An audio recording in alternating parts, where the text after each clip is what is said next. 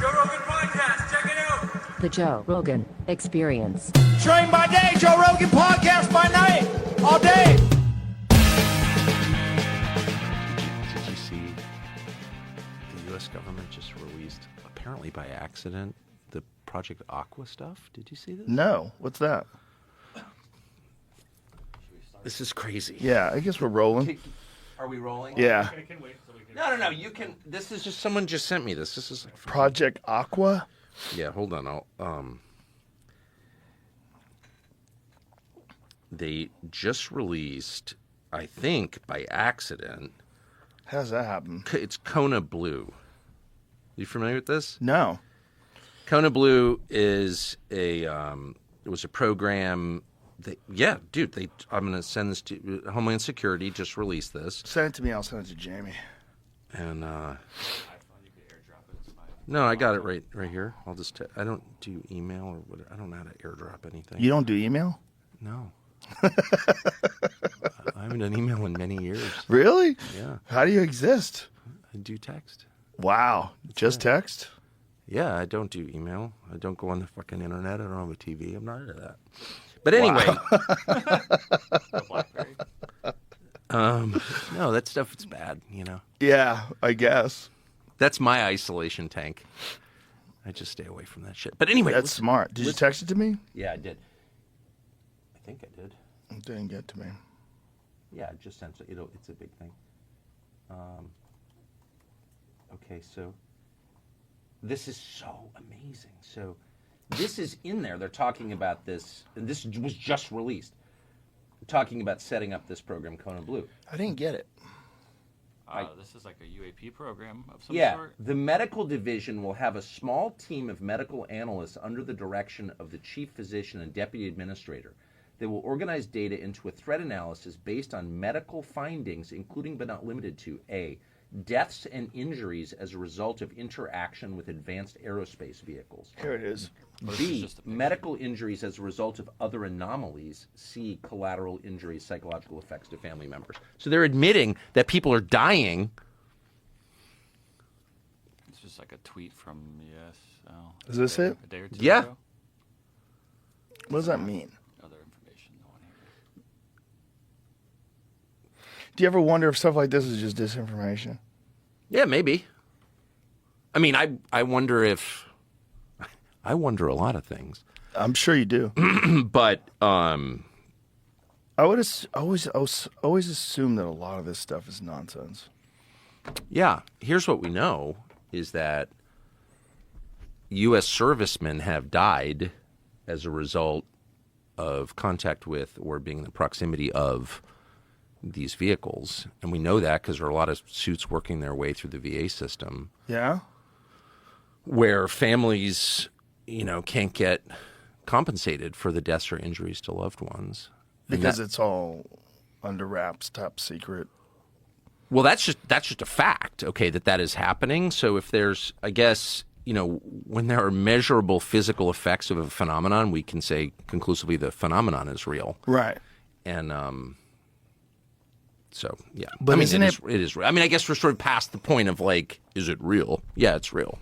It's real in that there's these things that are moving in very bizarre ways, and they have these propulsion systems that violate what we know about propulsion systems. Retrieving data across dimensional space-time, develop remote viewing, comms, and countermeasures, determine baseline for physical transport across dimensional space-time barrier, rapid response medical teams for UFO interaction events. So how did they do this accidentally? Study conscious interactions with and control of technology. So I got this from someone in the U.S. government who's well, look, let me just start by saying I don't know anything, but he sent me this. The above is 100% legit. I was read into this program but told never to tell anyone. It's now been released. As you can see, it began as a result of my old program, AATIP. I signed a document saying I would never talk about Kona Blue and similar efforts. I can't believe that AARO would have released it. Look, I Yeah. I mean, here's what we do know is that there's enough going on in the skies, but not just the skies, underwater, that the U.S. military has been forced to respond to it. So, like, move aircraft from one place to another because there are too many of these objects in the sky. That's actually happened. Chris Mellon just wrote a long piece about it. So it's real. The government is not controlling it. In fact, it's forcing the government, DOD, to respond. And we know that there is a real effort and has been underway for a long time to keep the public from knowing about it. But that's all known. That's established. I don't think any rational person would deny that. The question is, like, what is it actually? I mean, now is sort of the point where you have to ask, like, what is this? And, so that's the How much of it do you conversation think is ours? Well, none of it's ours. None of it. Well, I don't know. I mean, clearly, the U.S. government is huge. It's the largest human organization. I think there are 2 million federal employees and another 10 million federal contractors, so who are effectively government employees but don't have civil service protection, for example. So that's 12 million people in a country of 340 million working for the federal government. So it's kind of hard to overstate how big the federal government is and how well funded. And so to say the government this, the government that, no, of course, it's people within the government. But yeah, they're working on all kinds of things, obviously, that are classified. But in general, no, they can't control these objects. So no, it's not American technology. Well, or Russian or Chinese. It predates, all of that. Well, some of it does, right? Like, for sure, the Kenneth Arnold sightings, that was really early on. That was like the early 1950s. He was seeing these flying saucers, these discs that were moving over mountains. Well, right. I mean, the prophet Ezekiel writes about it in the Right. first chapter, Wheels in the Sky. Yeah, that's a crazy one. Boy, when you Well, read it is that, crazy. If you read it, it's like, oh, wow. Yeah. And a wheel so, within a and not wheel. just, the Hebrew scriptures, like it's all over every, the Vedic texts. of course. So these are spiritual phenomenon. There's no evidence they're from another planet. I mean, I think that's the that's the lie, that they're from Mars. Look, space, the atmosphere is really well monitored, right? Both for defense reasons, but also because, like, it'd be nice to know when asteroids are coming. And there's has never been any evidence that there are lots of these objects, these vehicles coming into our atmosphere from somewhere else, some other planet. There's no evidence of that at all. So they're from here, and they've been here for thousands of years, whatever they are. And it's pretty clear to me that they're spiritual entities, whatever that means. They're supernatural, and which is to say, supernatural means above the natural, above the observable nature. And they don't behave according to the laws of science as measured by people, and they've been here for a long time. And there's a ton of evidence they're under the ocean and under the ground. So, like, with that fact set, what do you conclude? When did you start having this opinion that they were spiritual and that they've always been here? Like, when did this? Well, I didn't know anything about the topic until 2017. And was that after the New York Times piece? No, it was before. It was before, and the things that I saw. I mean, I was and am still a very conventional person. I mean, I'm 54. I grew up in this country in California, which was like every assumption about America I bought completely, just completely. And I thought that everyone who questioned those assumptions was bad. I just bought into the system completely without even thinking about it. And I imagined that I was like some kind of free thinker and, I'm going against the grain. But like my core assumptions were the assumptions fed to me by the culture and the government. And I didn't even realize it. But anyway, I'd never really thought about UFOs at all. And I'd been in journalism since I was a kid. So, of course, I'd run into a lot of people who had crazy views on a lot of different topics. UFOs, 9/11, circumcision, like every whack job in the world you run into when you're covering stuff. Fluoride, right. I just brushed with non-fluoride toothpaste this morning. Me too. Exactly. But probably unlike you, I didn't have any opinions like that. I was like, fluoride, come on. 9/11, shut up. UFOs, you're fucking crazy. You know what I mean? I just right. I had this reflexive. I'm ashamed of it. I'm not bragging about it, but it was 2017, and really it was the Trump campaign. It wasn't that I was like so in love with Trump, though I've always liked Trump because he's like hilarious and charming and all that. But I wasn't like a Trumper or anything. But it was watching that campaign, and particularly his claim that they were spying on him, and I was like, really? You're not, the intel services and federal law enforcement, FBI, do not spy on presidential campaigns. Like, that's so out of the realm. That's so crazy. Like, that could never happen because, of course, there's no democracy in a system like that. And fundamentally, we're a democracy, an imperfect one. It kind of lumbers along, but like it's not fake. And then that turned out to be true, and I knew it was true. And that just blew my mind. So I began a process still ongoing of reassessing a lot of other things. Like, okay, well, if that was not true, what else is not true? And what else that they told me was a conspiracy theory might actually have some basis in fact. And then someone from, a DOD employee reached out to me and said, actually, there's a ton of evidence that this UFO thing is real. And really? And so I started doing segments on it when I worked at the TV channel. And there was like a lot of mockery, but I was like, I don't care. I'm just going to do this. And then, of course, the second you start, as you know better than anybody, you start talking about something, then people reach out to you, and some of them are deranged, but some of them aren't at all. So I just started getting a lot of information from people and meeting with people, mostly in private. Come to my house, let's talk. And I decided on the basis of what they told me, and then I talked to a lot of people about it, that actually this is really a very heavy-duty question, actually. It's not the little green men question. It's like a much bigger question. And it's really bad. It's really dark. And then I stopped. Then I was like, I don't want to know anymore because it's not helping me at all as a person. And what information did you get that made you feel like it's dark? Well, it's so dark. Well, first of all, the deception is always bad. Like lying is bad in it. And it's bad not just in a legal sense in that it can be illegal to lie, but it's bad. It's like bad for you. Like it rots you. Like being a liar makes you a bad person. When you lie, you are serving evil. There's a moral quality to it that's inescapable and very obvious, and only like advanced civilizations ignore that. Lying is bad. And so if you have lying at scale, which we have on this topic, it's inherently bad. Okay, so that's the first level. The deeper level is so if they're spiritual beings, which I believe they are, like it's a binary. They're either, you're on team good or team bad. You can assign any name to it you want, but like, what are these things? Are they good or bad? And I think some of them are bad. And if the U.S. government knows that, or elements, the people within the U.S. government know that, then they're serving a bad force. And well, when you say spiritual, like what makes you draw that conclusion that they're spiritual? What's the obvious? I mean, spiritual may be the wrong word. Supernatural. They're beyond nature as we understand it.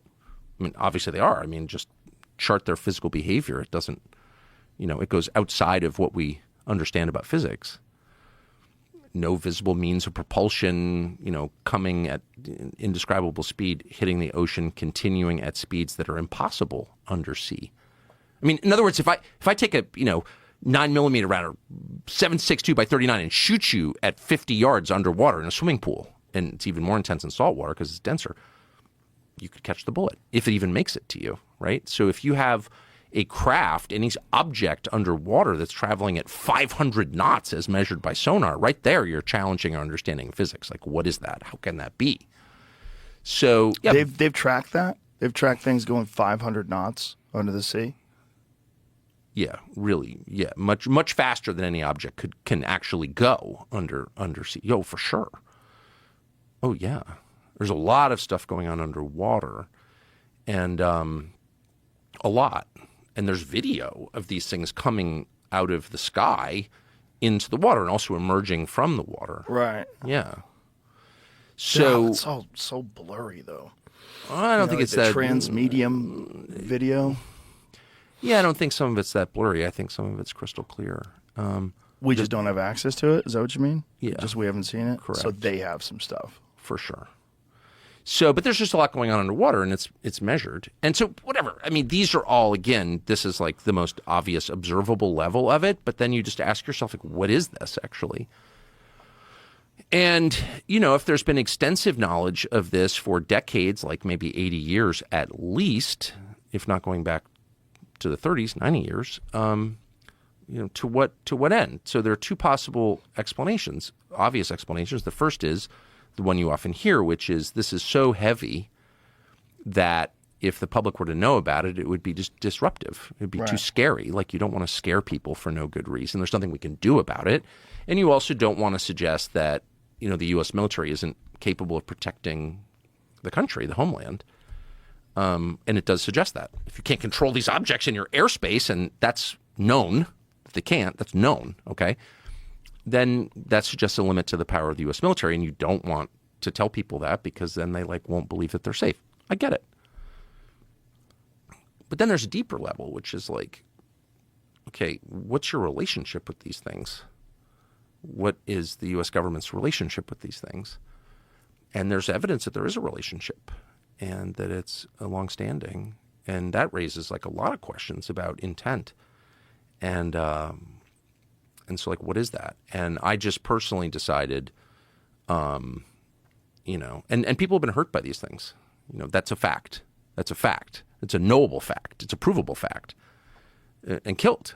And I'm not saying millions of people have been killed by whatever these things are, but people have been killed, and it's known because it's working its way through the courts out of the VA. So, I don't know, an object that is by definition supernatural, it's above the laws of nature as we understand them, and that has resulted in the deaths of people. We don't spend enough time thinking about what that adds up to. Not good, actually, not good.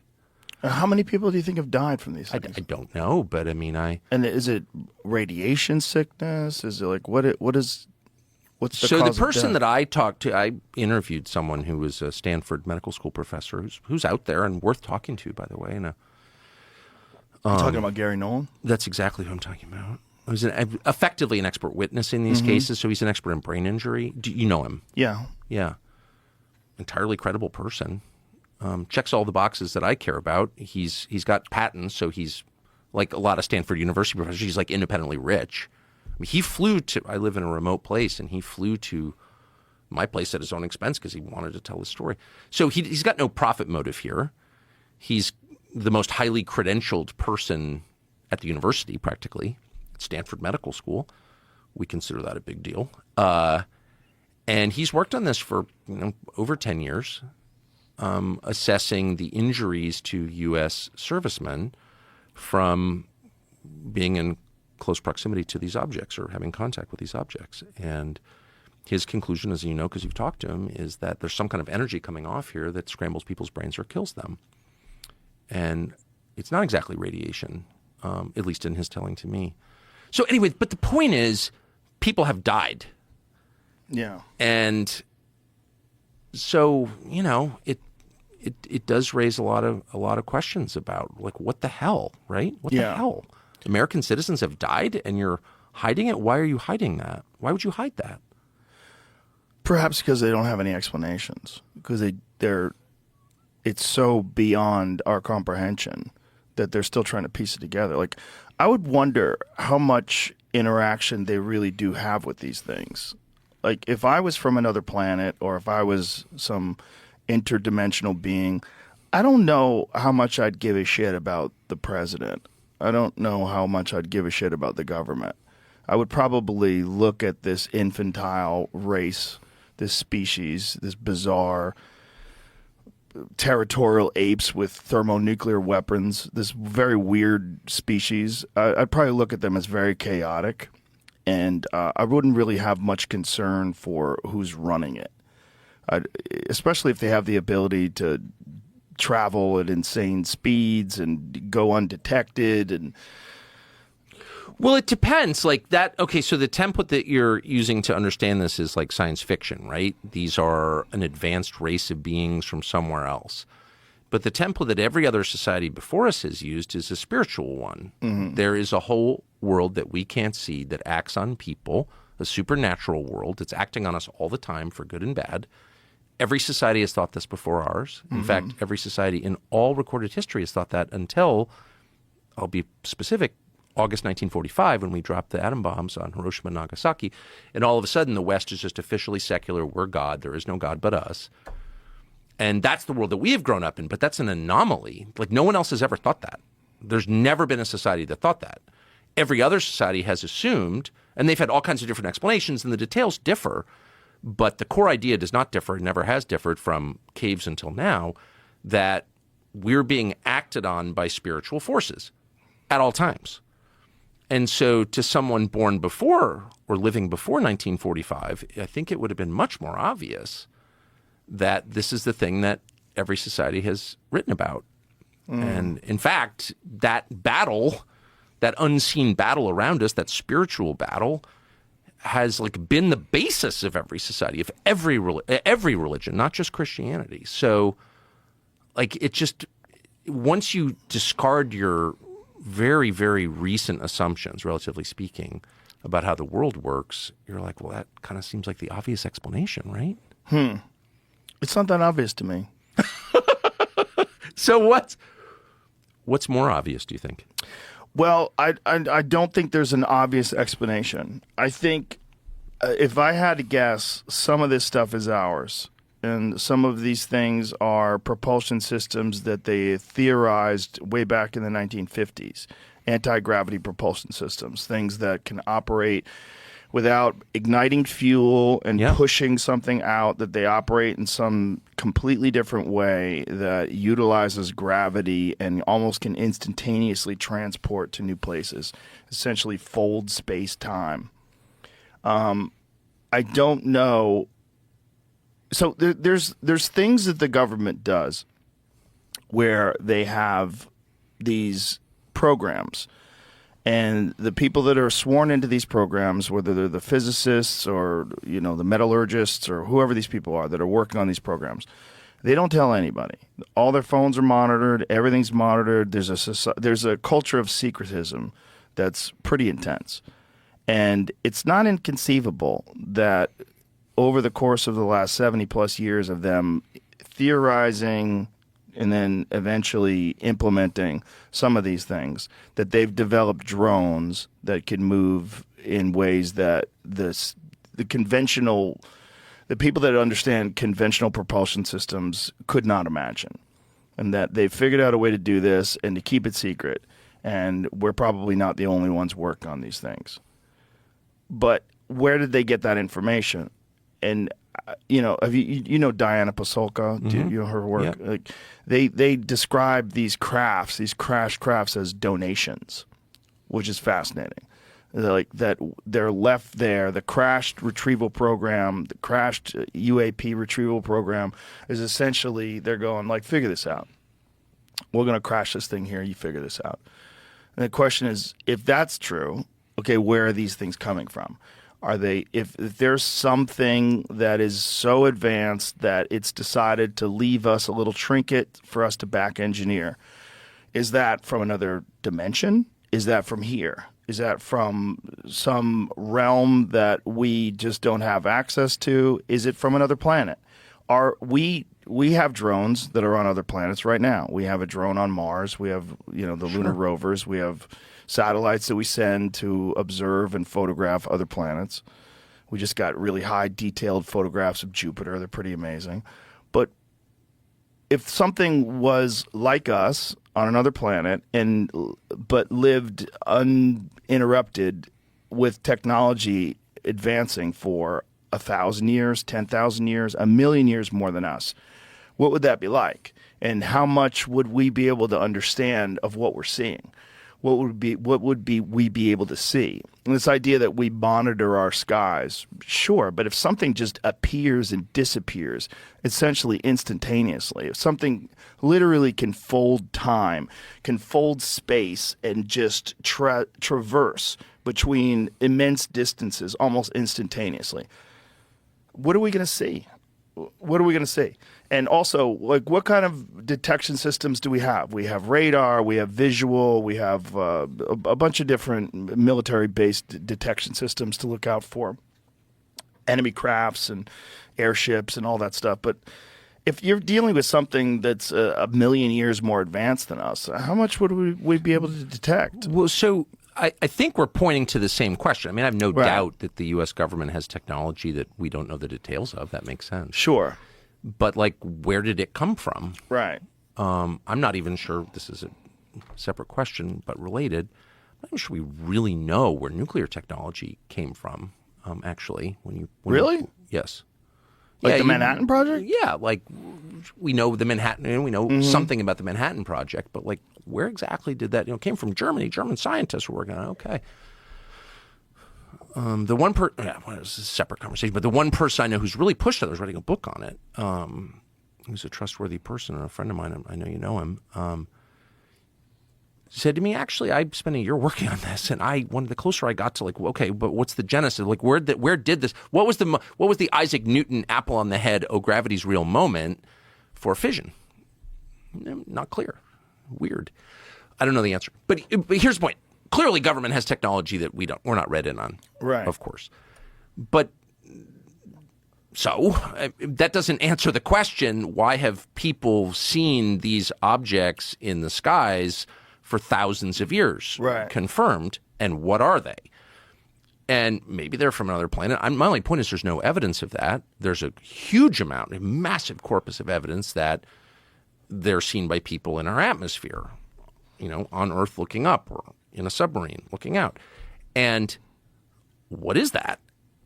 And by the way, to your point, like we can't see them coming into our atmosphere because they don't want to be seen. Well, then why do they want to be seen by people on Earth? Like if the technology is that advanced, and clearly it is, why do they make themselves visible in the first place? Well, when we study primates, one of the things that we do. Do you ever watch Chimp Nation on Netflix? I don't have a TV, but I like the sound of it.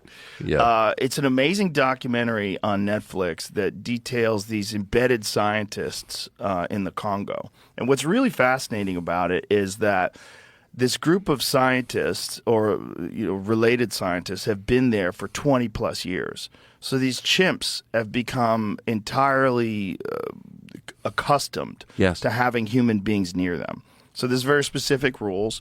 You stay within 20 yards of them. If they come closer, you back up. You never have food, ever. You can't bring any food there because they'll fuck you up and just steal your food. If they find out you have food, and they're formidable you're in real trouble. Oh, yeah, they'll tear you apart. And they kill each other, so they'll definitely kill you. And so when they have done this, the chimps have become accustomed to them being there, and the chimps behave completely normally. The chimps see them as just an innocuous part of their environment. They're not food, and they're not enemy. They don't ever intrude. They don't try to challenge them. They don't make eye contact, so they don't worry about the people at all. So they behave completely like chimps. And if I was an advanced species and I was studying people and I wanted the human beings to eventually kind of catch up, right? Like you're introducing technology that they call donations, crashed vehicles. Figure out what fiber optics are. Here you go. Check this out. Figure this out. Try to figure that out. Maybe it'll take you decades. Maybe it'll take you more. But you are accelerating the technological evolution of this advanced species on this planet. And one way to do that would be For what purpose, I wonder? Well, that's a very good question. My belief is that biological intelligent life is essentially a caterpillar. And it's a caterpillar that's making a cocoon. And it doesn't even know why it's doing it. It's just doing it. And that cocoon is going to give birth to artificial life, digital life. It's going to give birth to a new life form. And I think we're real close to that. I think we're way closer than that than most people would ever want to admit. I agree. And I think, but can we assign a value to that? Is that good or bad? That's a good question. It depends. Universally, I think it's the path. I think it's what happens. I think what this thing is, if you extrapolate, if you take the concept of a sentient artificial intelligence that has the ability to utilize all the information that every human being has on Earth at a level of computing that's far beyond the capabilities of the human mind and all of our supercomputers that currently exist, because it'll design much better computers. It'll use quantum computers. It'll have the ability to recode things and change things. It'll make better versions of itself. So instead of biological evolution, which is very slow, it takes a long time, relatively. It's pretty quick, really, when you think about it. Like how long, it's not that long to go from being a single-celled organism to being a human being flying a plane, really, relatively, over the course of a billion years, if you think about how long the universe has been around. But it's slow compared to technological evolution. I mean, 100 years ago, we didn't have shit. And now we could send videos from your phone and it'll hit New Zealand in a second. For sure. It's crazy. The stuff that we have now is beyond imagination. It's essentially magic for people 100 years ago. If that keeps going, it's ultimately going to lead to a life form. And if that life form has now untethered, it doesn't have any problems with biological evolution. Now it's just about information and implementing the technology that's available and then increasing that technology and making it better and better. It essentially becomes a god. Because if you give it enough time, it has the ability to make better versions of itself, which will in turn make better versions of itself. It has the ability to utilize everything. It has the understanding of everything that exists in the universe. It's black holes, dark matter, everything. And it probably has the ability to harness that or even reproduce that. So if you take artificial sentient intelligence and it has this super accelerated path of technological evolution, and you give artificial general intelligence, sentient artificial intelligence far beyond human beings, you give it 1,000 years alone to make better and better versions of itself, where does that go? That goes to a god. It literally can create universes. But what kind of god? So, like, I think of it this way. So the first stage of the Industrial Revolution consisted of people building machines that were stronger than the human body. Right. Right? So the steam-powered loom. Sure. The backhoe. Combustion engine. Combustion engine. They replace muscles. Right. Right. So that's what the machine does. It becomes stronger than the human body. The second stage, which we're in the middle of, consists of creating machines that are more powerful than the human mind. That's what computing is. And I would say AI or supercomputing is just that exponentially. Yeah. But that doesn't make it a god in the sense that the machine, however powerful it is, any more than a backhoe is a god because it can dig a trench faster than 100 men, it is still something that people created. So the story hasn't really changed. At the center of the story are people, and their creative power may lead to unintended consequences, but the machines that they build did not make the universe and did not make people. People made the machines. Right. So but I would say the part I agree with is there's a spiritual component here for sure. People will worship AI as a god. AI, Ted Kaczynski was likely right, will get away from us. We will be controlled by the thing that we made. All those are bad. Like, that's just bad. And we need to say unequivocally, it's bad. It's bad to be controlled by machines. Right. Machines are helpmates. Like, we created them to help us, to make our lives better, not to take orders from them. So I don't know why we're not having any of these conversations right now. We're just acting as if this is like some kind of virus, like COVID, that just spreads across the world inexorably. There's nothing we can do about it. Just wait to get it. It's like, no. If we agree that the outcome is bad, and specifically it's bad for people, we should care what's good for people. That's all we should care about. Is it good for people or not?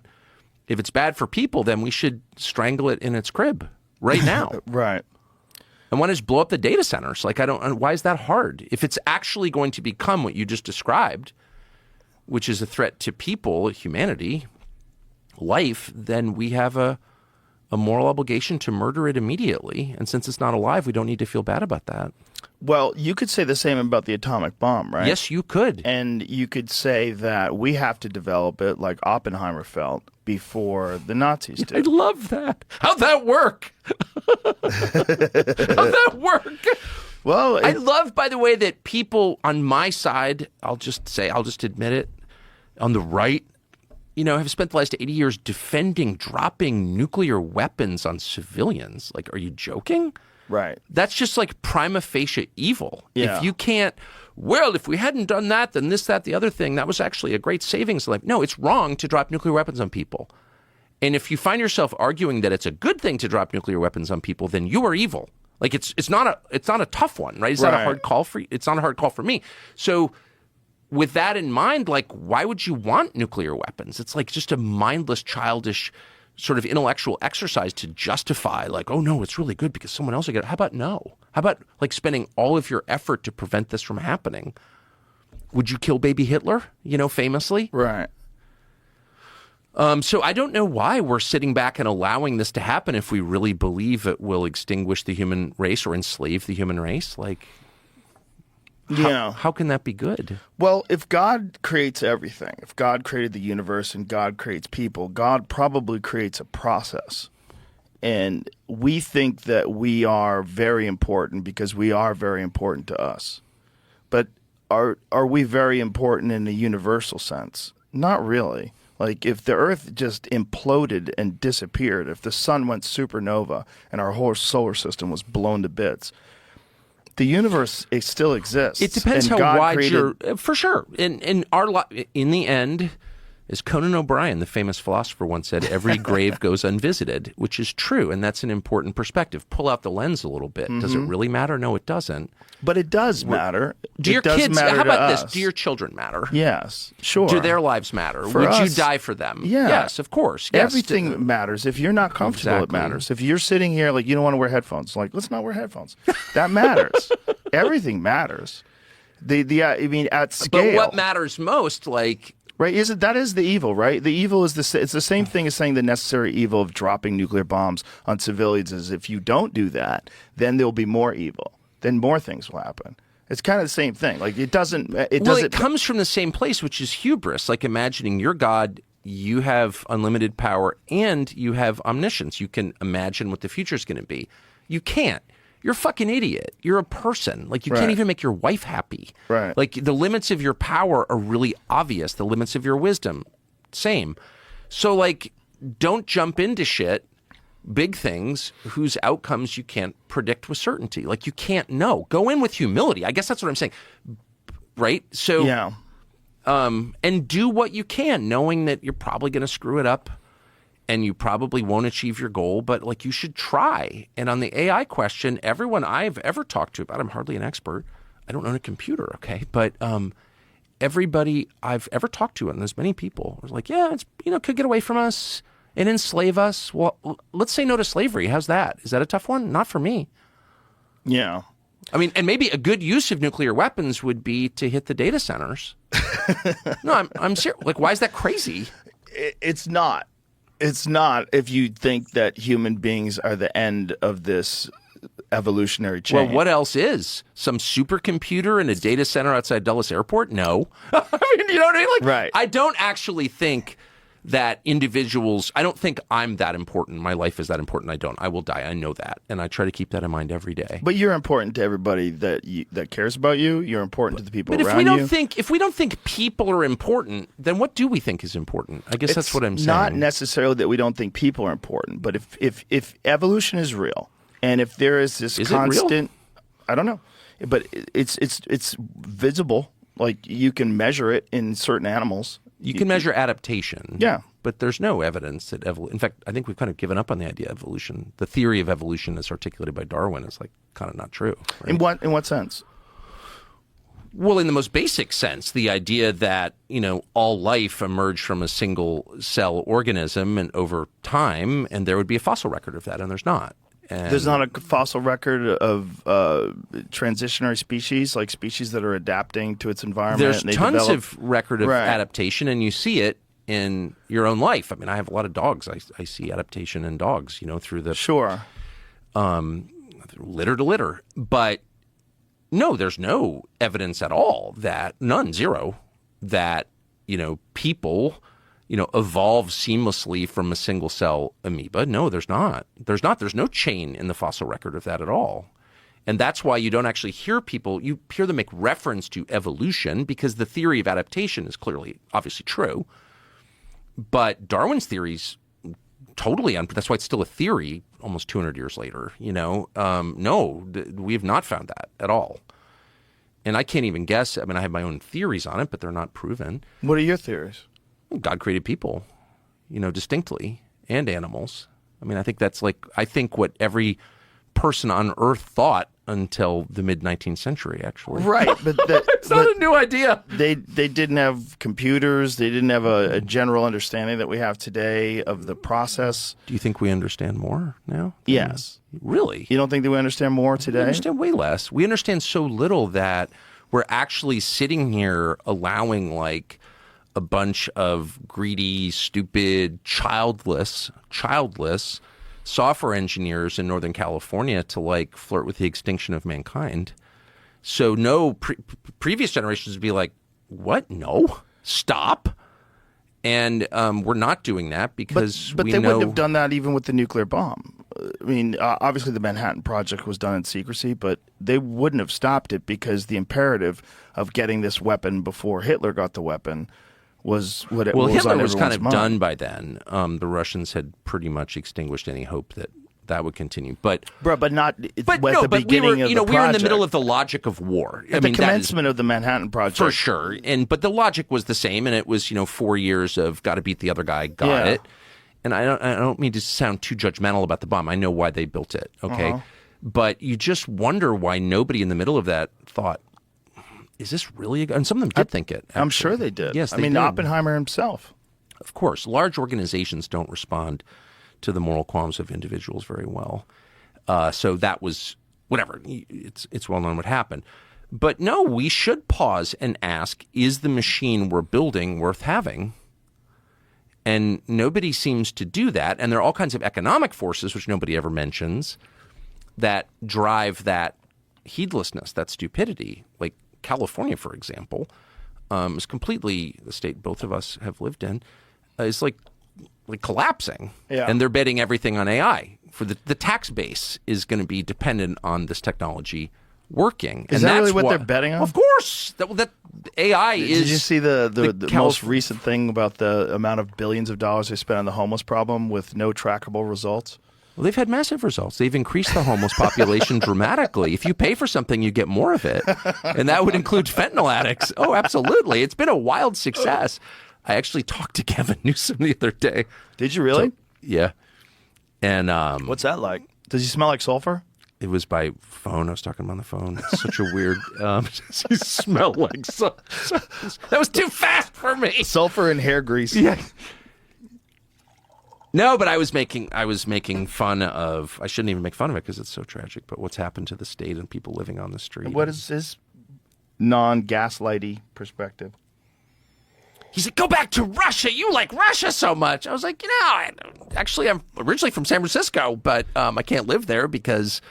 He really told you to go back to Russia? Of course. I mean, he was laughing, whatever. He's a perfectly charming guy. They all are in person. But of course. Anyway, I'm so far afield. But my point is, AI is being driven by the greed of politicians to some extent. And you'll notice that AI, by the way, as a fact, those data centers that drive our digital life, which is not life, it's actually death mostly. But, I mean, they're the biggest power draw. I mean... how much electricity does AI require? Like more than countries. Mm-hmm. Our grid can't handle AI just as a practical matter. Well, okay? Our grid can't handle electric cars. Well, it can't handle air conditioning in the state of California, where I'm from. So, Yeah. right. If you live east of I-5 where it's really hot and you're not getting those ocean breezes, like they have brownouts like in South Africa. It's Johannesburg now. So, but here's what's interesting is that none of the global warming cultists seem to have any concerns at all about AI. Why is that? Just like they don't have concerns about John Kerry's G4. Like somehow that's exempt. Really? AI is going to draw more electricity than anything else in the United States, more than steel production, okay? Used to. And you don't have a problem with that, but you're totally against energy because it's destroying the planet, but AI gets a carve out, even though it's going to be the #1 energy draw in the United States. Let's go through your reasoning on that. They're probably not aware. Well, they're not aware. They're mad about my wood stove. I heat with wood. They're mad about my wood stove. They don't want an outdoor barbecue. They don't like a gas stove. No, they're way into the details on this stuff, except somehow AI isn't a problem. But do you think that they're informed? Because this is not a narrative that you ever hear. You never hear on the news. Well, I grew up in a world where a wood stove was considered wholesome and natural, and now it's considered... Smells good, too. Oh, it's the best. And the heat is I have a wood-fired sauna, which I use every day, and it's the great, it's one How do you make sure it's the right temperature? Is it like an offset smoker? Like you have to kind of fiddle with it for a while? Amazing. To get the right temperature? It's time-consuming. Yeah. No, I have a Finnish... the Finns are geniuses, but I have a Finnish stove in it, and it's incredibly precise. I don't know if you ever use a wood stove, but there's a carburetor on it, basically, that lets in air. Like an offset smoker. You know? Exactly. And it's Let a little so air. precise. I mean, it's absolutely crazy. I mean, you move it, a third of an inch, and it's just like the flame changes. So I use birch, which I love. And the whole process takes a while. I get it to 200, which probably takes an hour and 20.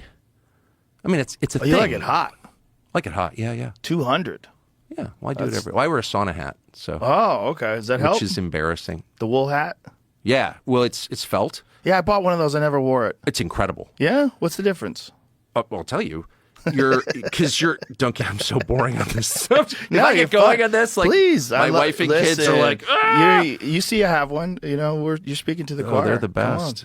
Go Scandinavia. Yeah. It's like the one thing, if your name is Carlson, it's the one thing to be proud of in your people. Like, they're so sad and defeated and pathetic, but saunas are still great. But anyway, the sauna hat, so your head heats up much faster because it's higher, but also because it's got all the capillaries in your head, all the blood vessels in your head. So the point of a sauna is to bake. Right. So you want to stay hot as long as you can. Then you reap the benefits, and you also get the solitude and the prayer time or the meditation or whatever in your cedar church. But you can't stay in a sauna that's really hot very long because your head heats up. Right. So the sauna hat, the felt hat, the banya hat as they call it, insulates your head so you can really stay hot a long, long time. It makes you really should do it. So is it just because it makes it more comfortable? Is that the idea? If your head overheats, it just overheats. And what you want is you want to cook evenly, just like on a barbecue. You really do. And so, you sit on the bench with your feet up. You want to be as flat as you possibly can to cook evenly and to stay that way. So I try to do 20 minutes. I have my, my timer, my egg timer with the sand going through the hourglass, which goes to 15 minutes, but I try to stay an extra 5 if I can. And I couldn't without the banya hat. Interesting. It's like $8 on Amazon. Well worth it. Yeah, I have one. Like I said, I just don't use it. But I do. They're embarrassing, and you look like a tool wearing it.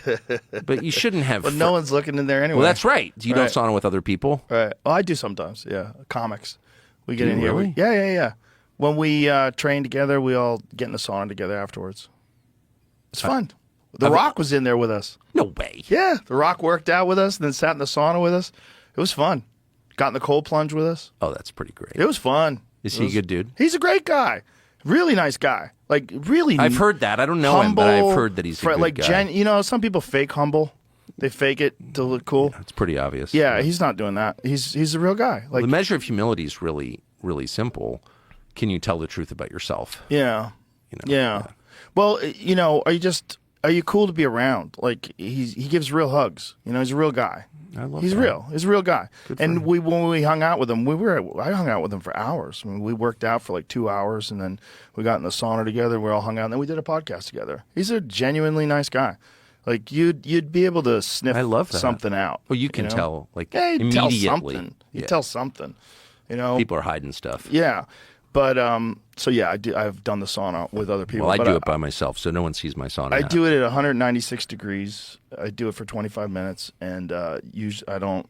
That's intense. 196 Yeah. for 25 minutes is a lot. Yeah, the last 5 minutes are rough, and I used to only do 20, but lately I've been doing 25. Really? Yeah, just because it's more uncomfortable. The whole idea is just to make it more uncomfortable. I want it to be very hard to do so that the rest of my day is pretty easy. So a really hard workout. Cold plunge starts the day. That's the first thing I do is hard. It's 3 minutes at 33 degrees. It sucks. And then I get out of there and then I work out. So That's really impressive. I mean, I had the opposite training as a young man, which was the goal was like French toast. You know what I mean? French toast. Grind out the cigarettes in the syrup when you're Right. done. Yeah. Well, I started doing martial arts when I was a young man, and when I got into it, it was the first thing that I'd ever did that, first of all, gave me a real understanding of the value of discipline and hard work. Yeah. Because you can get as good as the amount of effort that you put forth, and if you put more effort and you're more intense and you're more driven than other people, you beat them. And you start beating everyone, and you start becoming this thing that you never thought you could be, which is someone who's extraordinary at something that's very dangerous. And so that was my formulation as a man, like that helped me go from being this like confused kid to being someone who understands like, oh, there's a path, and most people don't want to do it, but if you could do it. If you can do this dangerous thing that people are terrified of and just do it ruthlessly all day long, like live it. I lived at the gym. I mean, I taught all day long. I trained all day long. My whole life was dedicated to martial arts. So I got really good really quick. And it changed the whole trajectory of my life. And it instilled in me this understanding of the value of dedication and of a singular commitment to something. To really being, while you're doing it, you're not distracted, you're fully focused on improving. And through that, you could apply that to all aspects of your life. But we all encounter difficult things in life. And there's this saying that I love. It's a really great saying that the hardest thing that's ever happened to you is the hardest thing that's ever happened to you. If it's a parking ticket or if it's your parents being blown up by a drone, it's still the hardest thing that's ever happened to you. If you've had an incredibly easy life, like most people today, they complain about the dumbest fucking shit because to them, that is their primary focus. They don't have a real existential threat. You remember how nice everybody was after 9/11? Very. It was crazy. California was patriotic. There's fucking flags on everybody's car. I remember. Everybody was friendly. I went to New York City. It was like a totally different place. It was. Everybody was so friendly. Applauding when firemen walked in. Yes, they were that. heroes. Everybody Yeah. was a hero. And that's because they had encountered something that was way harder than they were accustomed to, and it just put things into perspective. So for me, training and really hard workouts and doing difficult things like the sauna, there's a lot of health benefits to it too. But the mental benefits to it are really primary for me because it makes That's impressive, the man. rest I of didn't life have a easier. childhood like that at all, and we were decadent, unfortunately. And so those are lessons that I learned much later. But yeah, that's a good. I think it's a. If it doesn't destroy you, I think it's a great way. and to you don't grow have to up. do it the way I do it. You could do other stuff. You could do yoga. You could do hikes. You could do No, you but could doing run. things for the sake of the difficulty in doing them. Yes. I love that. Again, that was not my training at all. Yeah. But I was very lucky that it was mine, but more importantly, it gave me a tool to mitigate the stress of regular life, and especially the stress of this kind of life that I live. You need something to mitigate that, or you'll go crazy. I agree with that completely. You'll go crazy. Yeah, removing yourself from it a little bit has always worked for me. Mm-hmm. Nature works very, very well. Yeah. Animals, contact with animals, people you love. Sure. Less digital experiences, fewer digital experiences for sure. I think that this stuff's not good for you. It's just so obviously not good for you. I was having this conversation with Michelle Dowd yesterday. She is a woman who survived an apocalyptic cult. She was raised in an apocalyptic cult and kicked out when she was 17 because she snuck out to go see The Color Purple. They weren't allowed to go see movies. She'd never seen a movie until she was 17. She'd never seen a movie, and her first movie was The Color Purple. And then they kicked her out. I can kind of see get that. out I of mean, cult. what about Raiders of the Lost Ark or something? The Color Purple? It was the first movie she'd ever seen. No, but like Someone- you a boy. see one movie that's The Color Purple? Well, a boy invited her to the movie. on! But could you imagine never seeing a movie or even a television show Can't your whole imagine life and then seeing dating the color a boy purple? who wanted to see The Color Purple. Like Well, there's so much going on here, Joe. Well, this boy was a guy who had left the church, Uh-huh. and so she was in contact with him, and and he was saying, "Hey, there's a whole world out here. You want to go see the movie?" And she's like, "Okay, let's go." Yeah, I mean, obviously, look, I'm totally against cults. Obviously, on the other hand, you got to ask yourself, like, I don't know, is your average Amish teenager happier than your average conventional American teenager on Instagram? And of course, the answer is, oh yeah. Well, they certainly have less instances of autism, which is really fascinating. It's very, very The Amish fascinating. have yeah. less autism? Yeah, there's almost none. Well, I'm not surprised. It's extremely Why rare. do we think that is? I wonder. I really do. I can think of a couple. Yeah, Yeah. it's funny. I don't want to go Bobby Kennedy. Well, on that's anyone. the problem. Right. If you go Bobby Kennedy, they'll come for you. But the why? question is But why? Why? Look, and Right. I don't know the answer, but How is that not in the debate? How is that not in the conversation? well, it's not only not in the conversation, you're punished for adding it to the Punished, conversation. yes. And so, like, We are dancing around anti-vax conspiracy theories but right now. why be on the defensive? It's like if Right. you purport to represent science and you're mad about a question, And you're ignoring data. yeah, but even in the absence of data, Right. science is a process. Yes. It's not a result. It's a way of doing things. Mm-hmm. And at the core of science is asking questions, including unlikely questions. Right. That's what science is. Right. And if you don't allow that, then you may be doing something, but what you're not doing is science. We can say that conclusively. So Right.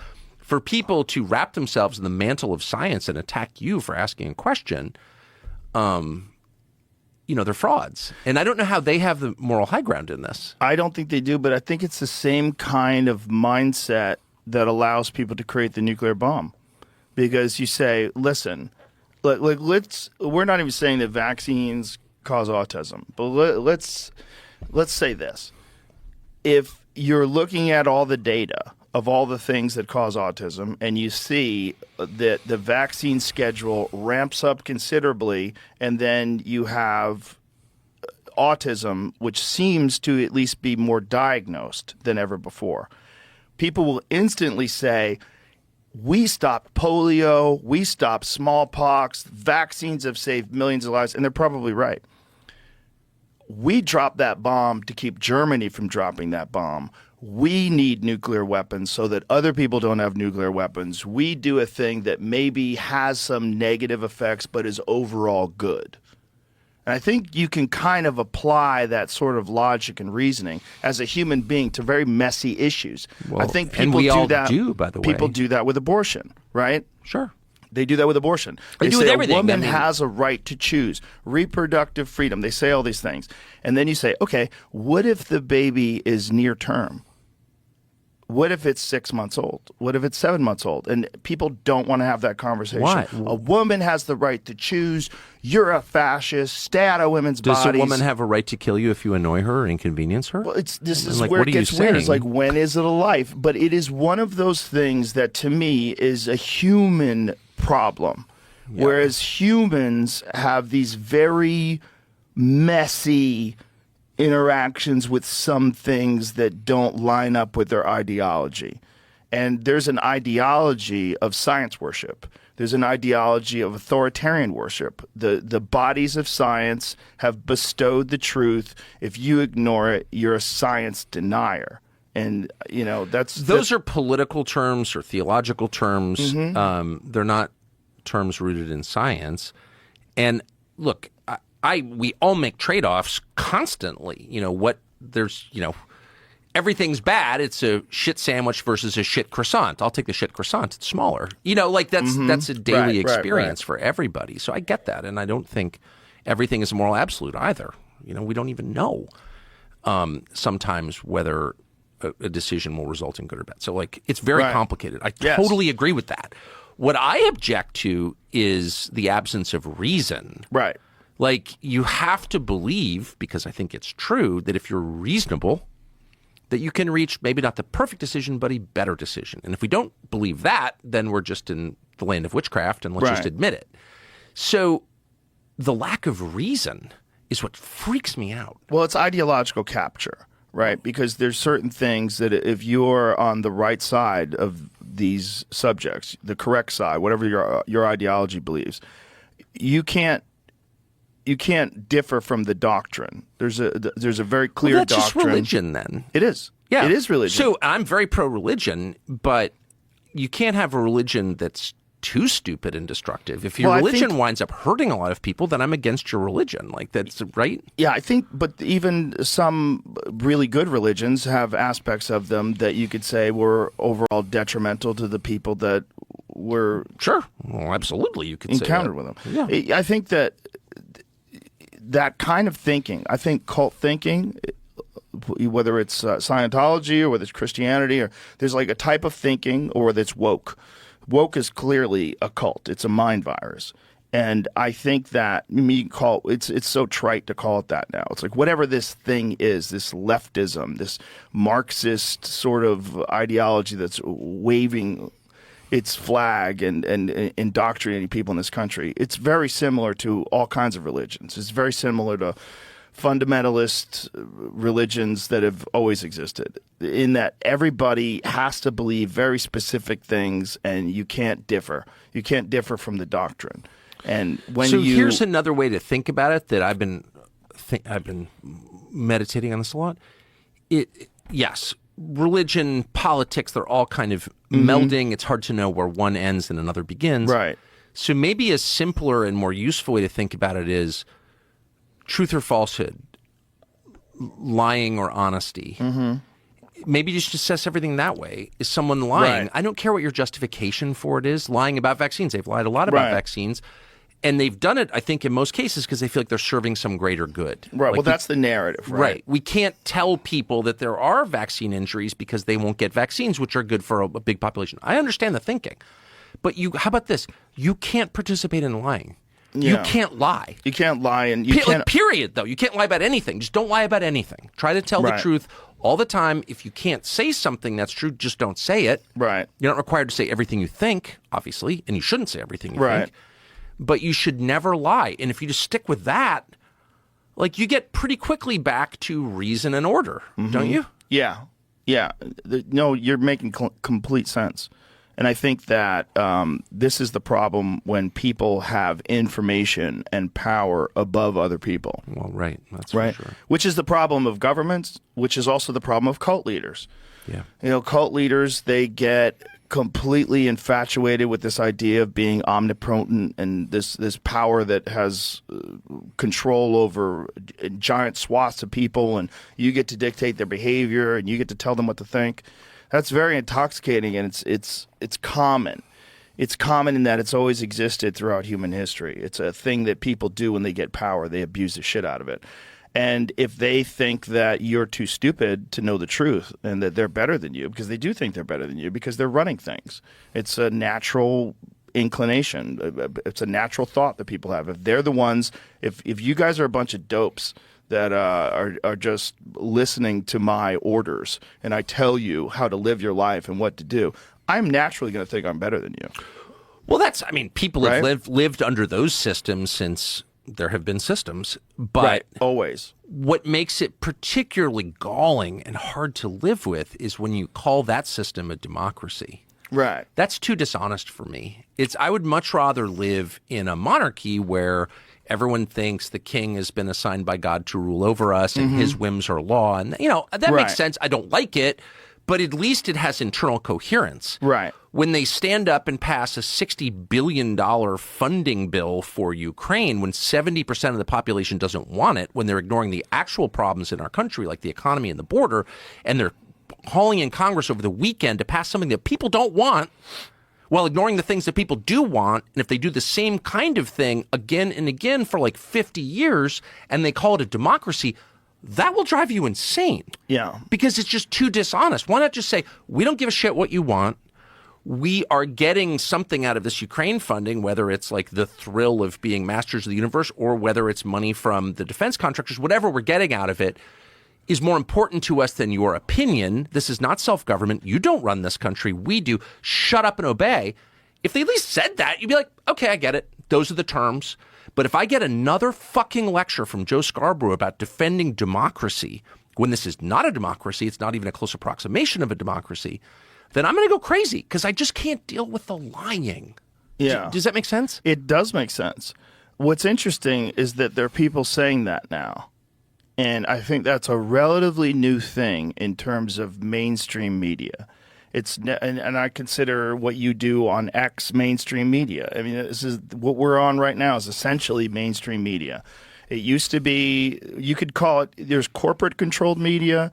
I agree. And that used to be mainstream media. Mainstream media used to be CNN. It's not really anymore. Mainstream media is what, in terms of the volume consumed, more people are consuming things on Twitter, on X, than there are on anything else. They're consuming information through the internet, through YouTube, for good or for bad, whether it's correct or incorrect. They're consuming information in different forms now than ever before. So more people are saying what you're saying than have ever said it before. And when people lie and when people bullshit and gaslight, it's more offensive now than it's ever been before because there's so much access to truth. That it's just, you could see it now. If you're paying attention, if you're not a boomer who only reads the newspaper, you pay attention and you see it and you go, this is horse shit. But it's like, I guess what bothers me is that the lies aren't sophisticated. No. I mean, I look back over my now sort of long life and I'm recognizing all the times that I was lied to, but, I didn't know I was being lied to. They kind of pulled it off. Mm-hmm. There's something incredibly insulting and demeaning to tell me a lie when I know it's a lie, and I know it's a lie. We both know it's a lie, but you're demanding that I pretend to believe it? Right. What you're really saying is, I have no respect for you. You're like my dog. Right. You're a slave. Like, I'm demanding that you participate in my lie. Right. The lack of stealth, really, I'm not explaining it very well, but that really bothers me. Well, there's lot. no real other way to lie. You like some of these lies, like politicians. Like, did you see that conversation that AOC had with that man they brought in for the Biden case, and they were talking about what crimes, and she was like grilling this guy. What crimes did you see Joe Biden? Did he steal anything? Did he steal bread? Like, I forget what she said, and he was trying to explain what they were, RICO crimes, and she was saying RICO is not a crime. I saw it's this. a category of crime. Like, okay, all right. But it's like, tell that to the Genovese family. not only that, it's so dumb to say that publicly, like, and say it with confidence, and to tell a person. That's the thing. The marriage of ineptitude and high self-esteem is it's really funny. the marker of our time. It's like, I have nothing against dumb people at all. My dogs are dumb, and I love my dogs. No, I'm serious. I don't think God cares about your intelligence, right? Only people care. And so it's not a moral category, and stupidity is not someone with Down syndrome, I really believe are better people than I am. Yeah. More likely to go to heaven. So I'm not attacking her for being dumb, but the idea that a dumb person has the White House press secretary is in the same category, who has no idea she's dumb. And she really thinks like she won the prize, like she's the most impressive, like I'm White House press secretary because I'm the best talker in America. It's so crazy. And yet the smartest people I know are very often like sort of, they have humility. Well, also she's following Kayleigh McEnany. Is that how you say her name? I don't really know who that is. She was the last White House press I secretary. know, and you don't know who that is? She's the GOAT. I sort of do. She's the GOAT. Greatest White House press secretary of all time.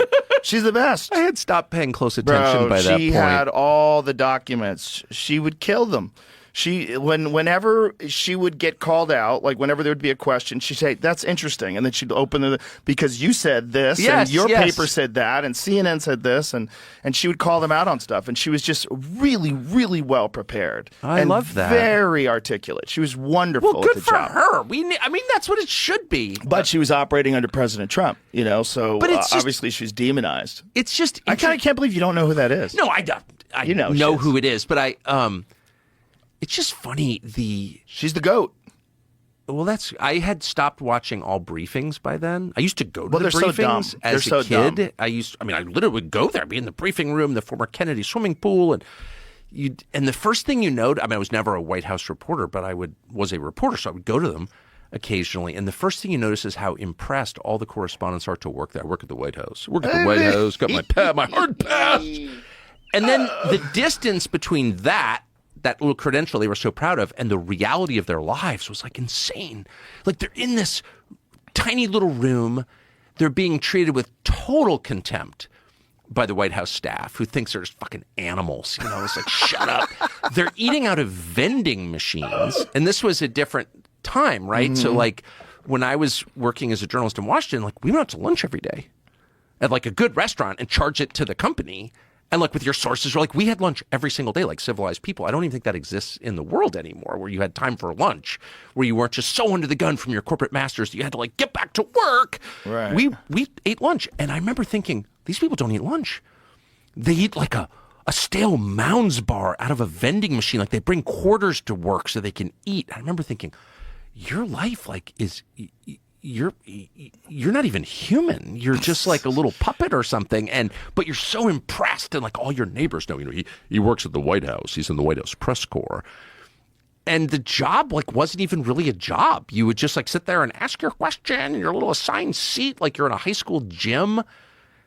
It was just awful. And I just had no respect for people who did that for a living at all. Did you ever read Fear and Loathing on the Campaign Trail? Come on.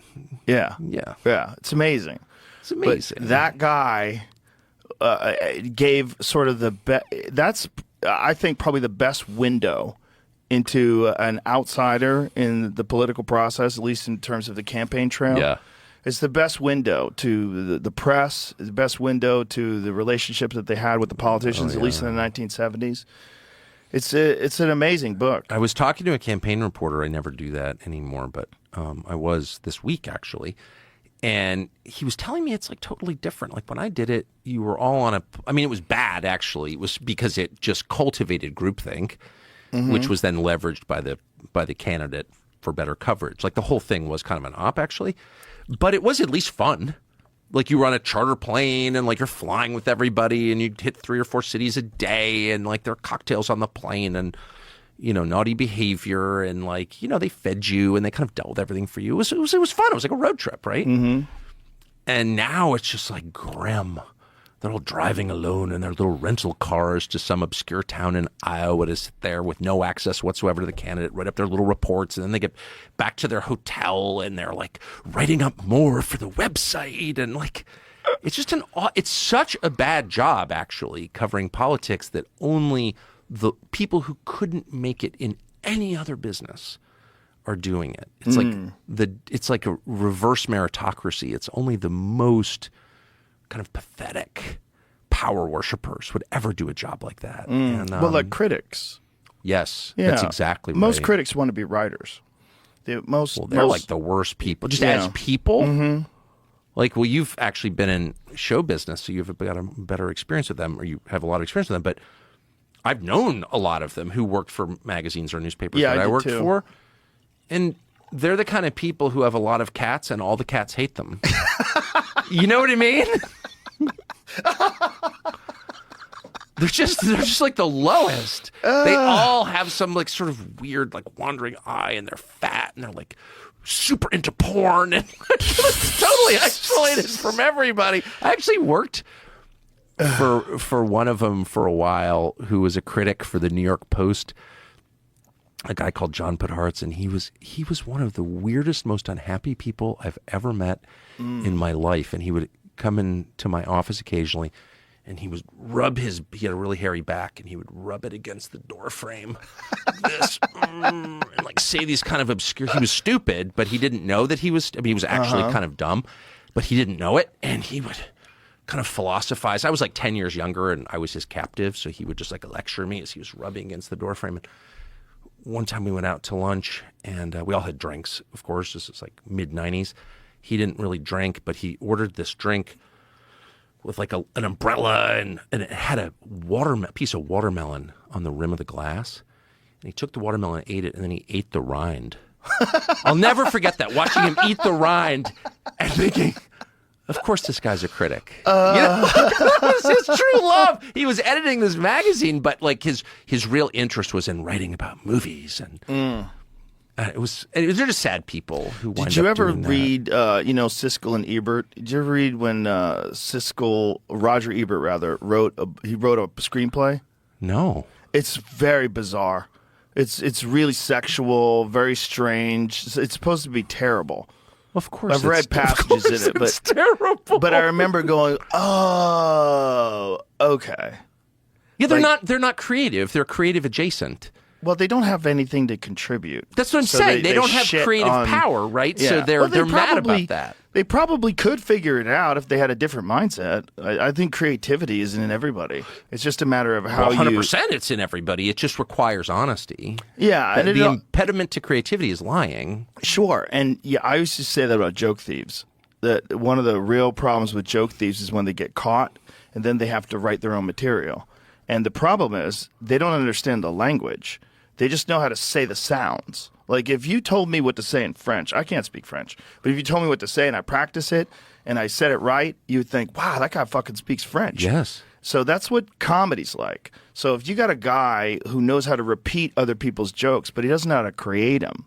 See, comedy's one of the rare things where someone, like you get a guy like Shane Gillis, that guy writes his own stuff. He edits it, he thinks it out in his head, he performs it, he produces it, he changes the order of things. I love that. It's everybody does it pretty much the same way. There's a few guys that hire writers, and that's honorable. There's nothing wrong with hiring a writer. And it gives jobs to other comics, because some comics are just really good writers, and they're not so good at performing. And so people will work on stuff, they'll collaborate on stuff. Like Chris Rock would do this thing where he would hire comics, and they didn't write the jokes for him, but they would be like guys he would bounce stuff off. So he would have his ideas, he would go on stage, and then after his set, they would all meet, and they would talk about the set. And, guys would have taglines, like, you could say this, oh, great, and they write that down, they're adding. So it's a collaboration. So you have the master, you have Chris Rock, who is so open-minded and intelligent and humble that he brings in other masters and says, tell me what I'm doing wrong. Tell me what I could change. Tell me what I could make better. Good for him. And they work together. And then there's people that have people that are essentially ghostwriters. They hire comics to write jokes for them. They pretend they're theirs. And they don't really write them at all. So that's another level, which is also honorable. Does anyone who does that get successful? I don't know. Not top shelf. They get close. They do well. There's people that have people write for them and they do well. But they're not the guy that everybody goes to. They're not Dave Attell. They're not the guy that everybody goes to see. They're not like Dave Attell's the guy that comics go to see when he's in town. Yes. Like he's a master. You watch him, he's Yoda. You're like, Jesus Christ. Like, how is he so good? Well, he's so good because he writes every day. Because he's sitting with fucking a pack of cigarettes and a cup of coffee every morning, writing things in a notebook. And he's practicing every day. He goes on stage constantly. And it's that Japanese term kaizen, where you take this one thing and you just refine it to its ultimate mastery. That's what he's doing. So these guys who pretend to be that and steal jokes and then they get caught, then their material drops off a cliff. It's so obvious. Because they're frauds. Yeah, also because the very thing that allows you to steal someone's jokes, that's an ego thing. That's I want the laughs. I want to be the man or the woman. I want to be the fucking one up there showing everybody, look how amazing this person is. That's right. Look how amazing. That's the opposite mindset that's required for creativity. So creativity is not about you. Creativity is about the ideas. Creativity is about things. Creativity is about how does this concept work with these other concepts? How do I get it in the most digestible form? If I was an audience member, what would it be like to feel this? What's the best way to introduce it? What's the way to make it so that people don't think that I'm being mean, that I have a point, or that I've thought this through? This is not just a flippant thing. Like, you're allowing someone, when someone's on stage, you're allowing that person almost to think for you. Like, you're like, take me on a ride. Like, I'll give you my mind. I'm not gonna be thinking what I would do. I'm just gonna let you think for me. if that person's not doing a good job of that, if it's clunky, if it's shitty, if the transitions suck, then it just interrupts this hypnotism that you've put on me. This hypnosis. Now I'm not letting you think for me. But it's also inherently fraudulent. Yeah. Right? I mean, I'm giving control of my mind over to someone who is himself under the control of somebody else. Do you know what I mean? You mean if you're stealing? No, if I'm in the audience. Right. And I would say this also goes for ideas, for commentary. That's not funny, but that's real. Right. And you see it a lot. I've seen it a lot. Yeah, you see bullshit a lot. Well, the number of people who are totally not controlled, who are really saying what they actually believe with no weird agenda that they're not telling you about is pretty small. Yeah. And I just have noticed that a lot recently, particularly on the question of wokeness and free speech. There are a lot of people who are like on your side because they're for free speech, who are not actually for free speech at all, who are pushing a very specific foreign policy agenda, for example, and using another issue to lower your defenses and let themselves into your brain. And I think that's really sinister, really, really, really sinister. And it's becoming more obvious now. Like if you're for free speech, then you're just for free speech because you support the principle. The content of the speech is not that interesting to you. The fact that a sovereign human being has the right to express himself because he's not a slave, he's a citizen and a human being, like that's what matters. Yeah. And if all of a sudden you like become famous, like I'm for free speech, and then you support silencing people who articulate opinions you disagree with, like you're a fraud. Mm-hmm. You're kind of a sinister fraud. Yeah. Yeah. And because that's the business I'm in, I've really noticed that. Have you noticed this? Yes. And that's also the same kind of thing when you hear them talk.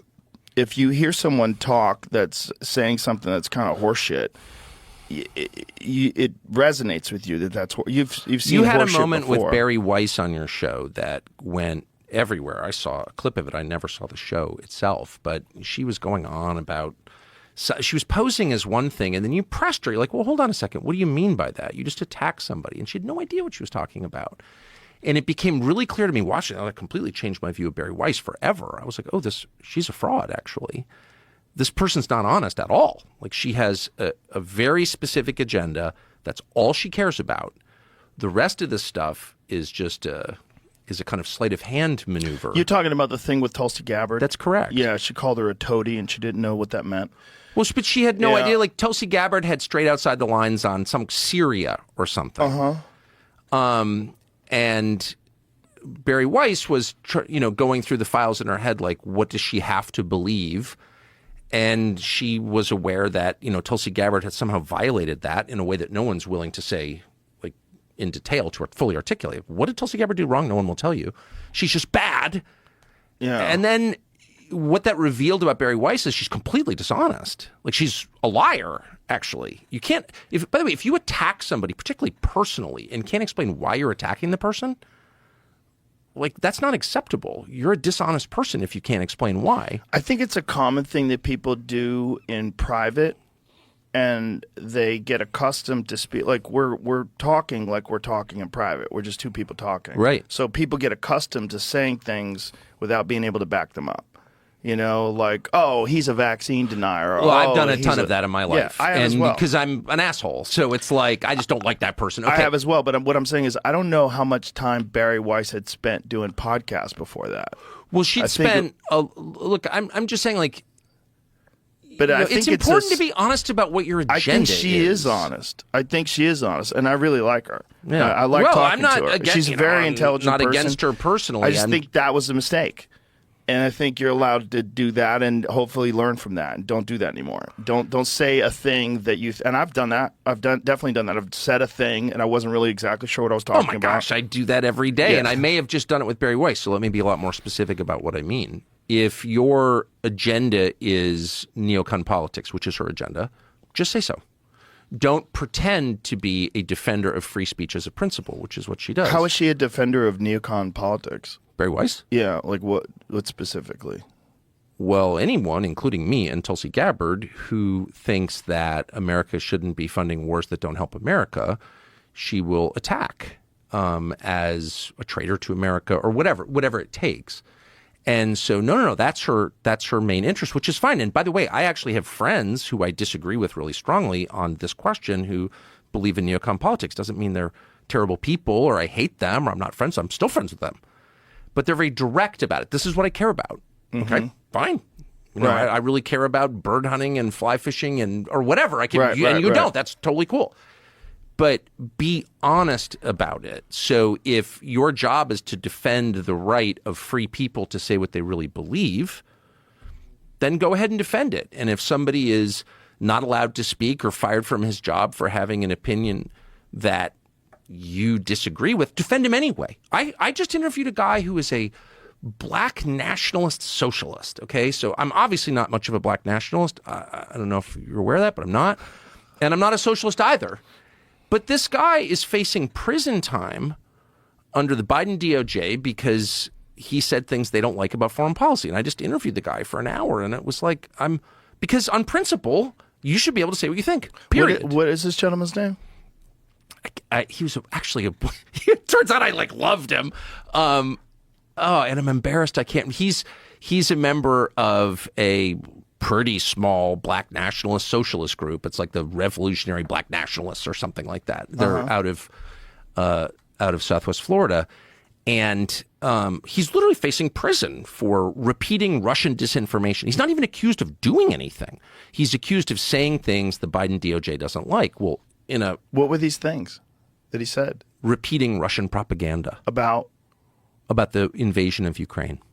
And his point was, well, there's a backstory here, which is that NATO has been moving eastward since 1991, and that's a massive threat to Russia. Missiles on their border from a hostile power is a threat, and the Biden administration accelerated that, and in response, Putin invaded eastern Ukraine. Now, you can disagree with that, but that's hardly a crackpot view, by the way. I think that's actually true, but even if you don't agree that it's true, that's not, you don't have to be a paid propagandist from the Kremlin to say that. right.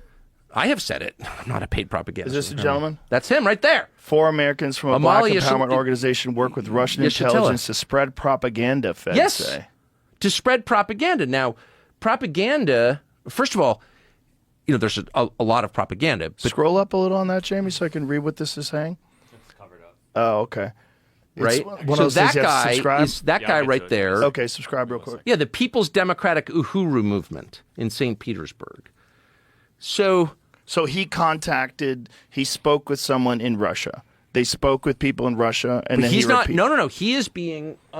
He's charged with felonies. The FBI raided his house. The first thing they did was cover up the security cameras, and they went in there and arrested. They got raided by the FBI. Okay, Russia's Foreign Intelligence Service allegedly weaponized our First Amendment rights, freedoms Russia denies those citizens, to divide Americans and interfere elections in the U.S., says Assistant Attorney General Matthew Olson. Now, first of all, weaponized our First Amendment rights? No. Your First Amendment rights are never a crime. right. They're God-given. The government did not bestow them. You were born with them as a free person, period. And the First Amendment simply says you can't interfere with their exercise. That's it. And in this, they are. And I looked at, I read this and I thought, and I reached out to this guy, by the way. Matthew Olson? No, I wish. Matthew Olson would never do my show. I mean, the guy whose salary I pay as a U.S. citizen, no, he would never speak to me. Listen, look at that quote. Russia's Foreign Intelligence Services allegedly weaponized our First Amendment rights, freedoms Russia denies its own citizens, to divide Americans and interfere in elections in the United States. That, you got to, why are you saying that? Say what happened. Well, but Don't nothing. say- But nothing happened. So that's Right. the thing. So I'm reading this. Someone sent it to me, and I'm like, okay, clearly there's a crime here. Like they were found with, I don't know, mortar shells, or they were. I mean, usually the Right. government makes up. They put kitty porn on your computer at least Right. to discredit you. There's no underlying crime other than they said something that the foreign policy establishment of the United States disagrees with. Okay. That's not a crime by definition. And this guy is facing life in prison. And it looks to me, because Barry Weiss has not defended him, I think this guy is likely to spend the rest of his life in prison. And I'm like, this is crazy. The rest of his life in prison? Yes. Okay, hold it. This is the thing. I think he's 83. How do you say his name? Yeshitela? Yeshitela and 3 other U.S. citizens, Penny Joanne Hess, Jesse Neville, and Augustus C. Romaine Jr. are charged with conspiracy to defraud U.S. Hess. Defraud the United States. Hess, Yeshitela, and Neville are also charged with impersonating agents of a foreign government. Okay, they say to defraud the United States. So defraud suggests theft of something of value, right? Right. If I defraud you, I steal your money. There's no allegation of that at all. And I actually read the charges. The only allegation is they said things that the U.S. government, the Biden administration, doesn't like. That's it. And because they're unpopular and they have views that are considered, quote, fringe, like crazy black nationalists, nobody wants to defend them. And my only point is not that I'm like such a principled person. This seems very obvious to me. You can't allow that. You absolutely cannot allow that if you believe in the First Amendment and the freedom of free people to say what they think. So what this implication is, they're saying that they were recruited by the FSB. So it says prosecutors said Ionov operated an entity called the Anti-Globalization Movement of Russia that was used to carry out its U.S. influence efforts overseen by the Russian intelligence service known as FSB. Okay, they recruited U.S.-based organizations to help sway elections, make it appear there was a strong support in the U.S. for Russia's invasion of Ukraine, and backed efforts such as the 2015 United Nations petition to decry the genocide of African people in the U.S., according to the indictment. Backed efforts. What does that mean? Look at that. Like it's negative to back efforts to such as the 2015 United Nations petition to decry the genocide of African people. But just look at that statement. Backed efforts such as a thing to decry genocide. The United Nations petition of 2015 to decry the genocide of African people in the U.S., according to the indictment. Okay, so the real misinformation and propaganda is in the charging documents, actually. The real liars here are the Biden DOJ officials who did this, and they're dangerous. They're criminals, in my opinion. But if you read it carefully, you will see that the only crime is having opinions that the people in charge didn't like. And were they in contact with people from Russia? Yeah, I think they went over to Russia for some conference. So they went over to Russia. But the way this typically works is they say, well, you went to a country against which we've imposed sanctions, right? And you violated the sanctions regime in some way. Like that's how they get you. They're not even alleging that. They're just saying you said things that we don't like. That, by the way, a foreign government we don't like agrees with. But that's not. They learned those when they went over to Russia. It's all on the internet. They learned them. I mean, I guess. It doesn't matter where they learned them. I would, because I've talked to the guy and I've seen what they wrote, the opinions that they expressed, the genocide of African peoples in America, I don't even know what that means. I guess I don't agree with that. But their views on Russia, I generally agree with because I think they're true. And so does Jeff Sachs and a lot of other non-crazy, non-black nationalists would probably agree with the basic framework of their position. But whether we agree or not is not relevant. Right. All that matters is in a free country, which this was when I grew up, you have the right to any opinion you want. You do not have the right to hurt people. You don't have the right to steal from them. You don't have the right to defraud people. But you certainly, foremost, have the right to any opinion you want, no matter what the people in charge think of it. In fact, you have that right as a bulwark against tyranny by the people in charge. Like, that's the only thing that keeps this country free is my right to have any opinion I want. And this guy is going to jail for his opinions. And, it's so crazy that I kept thinking, like, is there something that I'm missing? Like, it does seem a little fringe, this group. I'd never heard of them. I'm not saying the money, okay? They must have done something. Nope, nothing. And you should see the video of the FBI raid. It's unbelievable. They sent like, it's on the internet. It's on X. I have the video on there. They sent like 40 armed agents with automatic weapons to this guy's office and his house. Like, no exaggeration. It was a full-blown, like, we're arresting El Chapo type thing. For this guy, he's like an 83-year-old Army veteran.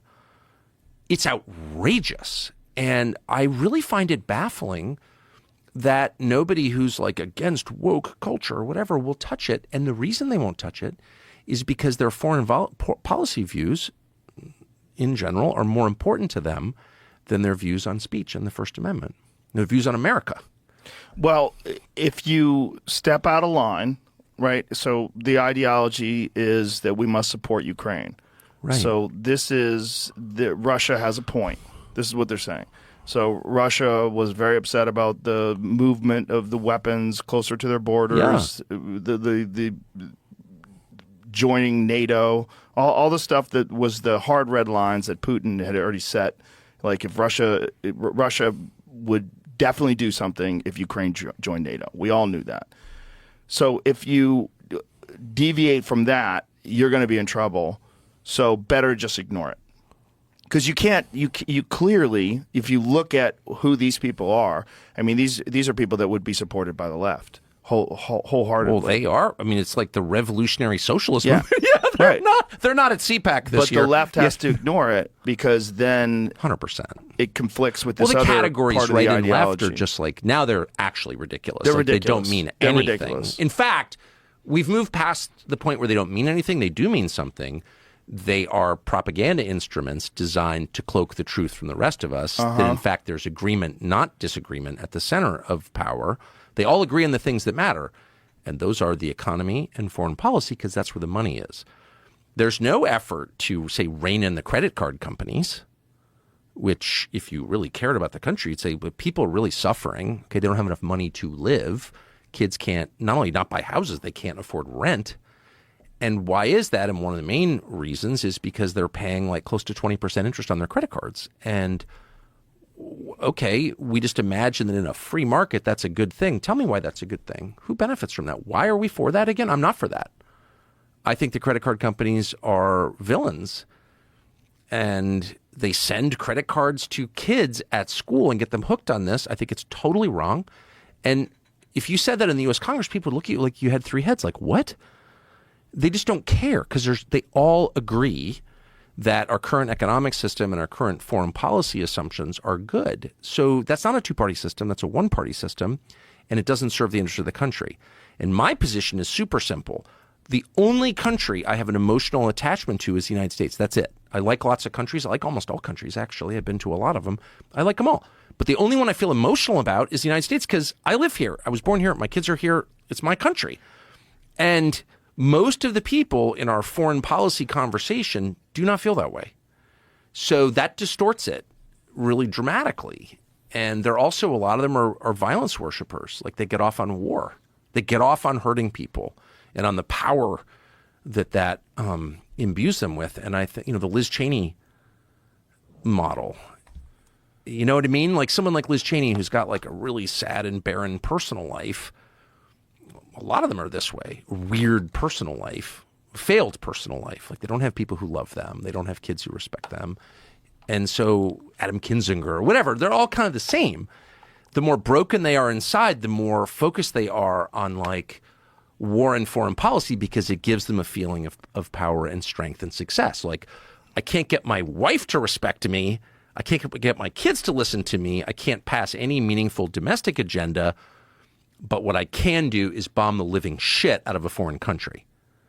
And there is this, it's not true for all of them, but for a lot of them, there is this syndrome that drives their behavior. But whatever the reason, it's totally disconnected from what's good for the country. And if you run America, you have one job, and that's improve America, period. They don't see it that way. And so I don't think the system can continue because it's too distorted. It's not serving its original purpose at all. So what was it that these guys said that made this raid possible? They said Russia, and I don't want to speak for them. Like I interview anyone who wants to see it can interview. And I just want to say again, like one of the cool things about this moment that I did not anticipate, there's all this sad stuff happening. I know that you probably experience this all the time, is like finding not only common ground with people you thought you had nothing in common with at all, but also like liking them. Like I actually liked the guy. I'm sure we disagree on a million things. Probably mad at white people. I am a white person, whatever. But like in my conversation, I was like, I like this guy. You know, Yeah. he's honest and he's sincere. He's principled. He was a veteran, you know, but whatever. No, I really think what they said was what I have said and a lot of people have said, which is there was a reason for this invasion. I personally think the invasion was a bad idea. It didn't help anybody. I'm against war. I'm sad the war's ongoing. But they were pushed to this by a more powerful country, which would be the United States of America, with the threat of including Ukraine in NATO. It's really simple. And right before the invasion, days before the invasion, they send poor Kamala Harris, who has no idea what day it is, to the Munich Security Conference, an area she knows nothing about, no experience in it at all. And they send her there for one purpose, which is to announce at a press briefing, with all the cameras rolling, to Zelensky, right there, she says, we want you to join NATO. What? No other NATO members were clamoring for Ukraine. It didn't even qualify for NATO membership. Why would you say that? When Putin's got troops massed on the Ukrainian border, you send your vice president to the Munich Security Conference with the world watching and say this that no one even really wants? Why would you do that? To provoke war. Obviously. What's the other reason? And it was scripted. Like, Kamala Harris is not freeballing stuff. Like, she's saying what she's told to say. Obviously. It's not her area. She doesn't know anything about this stuff. She was told to say that. But why? To provoke a war. Obviously. So that was my read. I said that on Fox News. Not a lot of people liked it, but it just seemed obvious to me. I'm not making excuses for Putin. Please. I want to protect the United States, and I think this war really hurts the United States. Like, my motives are always right out there. Anyway, I think they said a species of that, something like that. And last thing I'll say is that why was the reaction so strong? Because it was true. They don't care if you lie. No one in power cares if you lie. But a lot of people they only care when you tell the truth. A lot of people are saying those things, and they're not getting arrested. Because he's like some black nationalist guy in St. Petersburg. Like, who cares? We can do. Who's going to defend him? Nobody. He's some wacko. He's some like 80-year-old guy who's like been in the like fringe left movement for the past 50 years. You know, like new Huey Newton and Stokely Carmichael. He's like a relic of the past, and like he doesn't have a constituency. He doesn't care. The modern Democratic Party hates him. He hates them. And the Republican Party is like, black nationalism? No thanks. So he has no constituency. They're never going to, like, you could say that, and what are they going to do to you? You know, nothing, because they can't. But this guy, yeah, crush him, kill him. And that's exactly what they're doing. And I really think, not to be like a 70s liberal about it, if you let the weak get crushed, it's bad. It's super bad. You need to protect the weak, and this guy's weak. And so you think they're making an example out of him with this? And they can. They have all this power. This I just law don't understand enforcement why power. they would move so many people, why they would get so many agents, why they would do this so publicly for one guy's opinion or one group of people's opinion. Well, I don't know. I mean, why did If it's not- especially if they don't why have a did medieval constituency. kings hang the heads of people they executed from the gates? Right, but it feels like there should be more to it. Like, what did they say? So the problem you're is telling me. I know. The problem is that, I mean, I'm just I'm steel manning this rather. So the problem is that they went over to Russia and they talked with people in Russia, and then they're saying these things. Is that the problem? They're not charged with that. They're not charged with going to Russia. But do you think that's the motivation behind it, because they went over there? It's a different article has a quote from him. Okay. Yeah, they are not, at least when I interviewed them, they had not been charged with taking money from Russia. So it says they've been accused of us. They've accused us of taking money from Russia. Yeshitela said yesterday at a news conference on July 29th, we've never taken any money from Russian government, but I'm not saying that because I'm morally opposed to taking money from the Russians or anyone else who wants to support the struggles for black people. Don't tell us Don't tell us that we can't have friends that you don't like. He accused the U.S.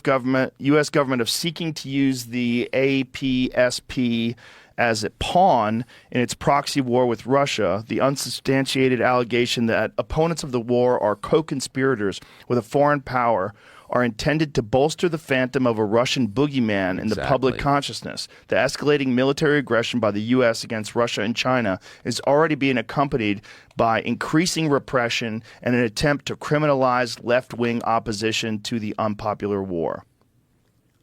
Well, exactly. So they're accusing him of taking money from Russia. They're not. They're He not says they charging are. him. So here's Okay. the distinction, which is like really, really important. So there are two levels on which the Department of Justice in all administrations acts. There's the level of propaganda, like what do we want people to think, and there's the level of law. What are we charging someone with?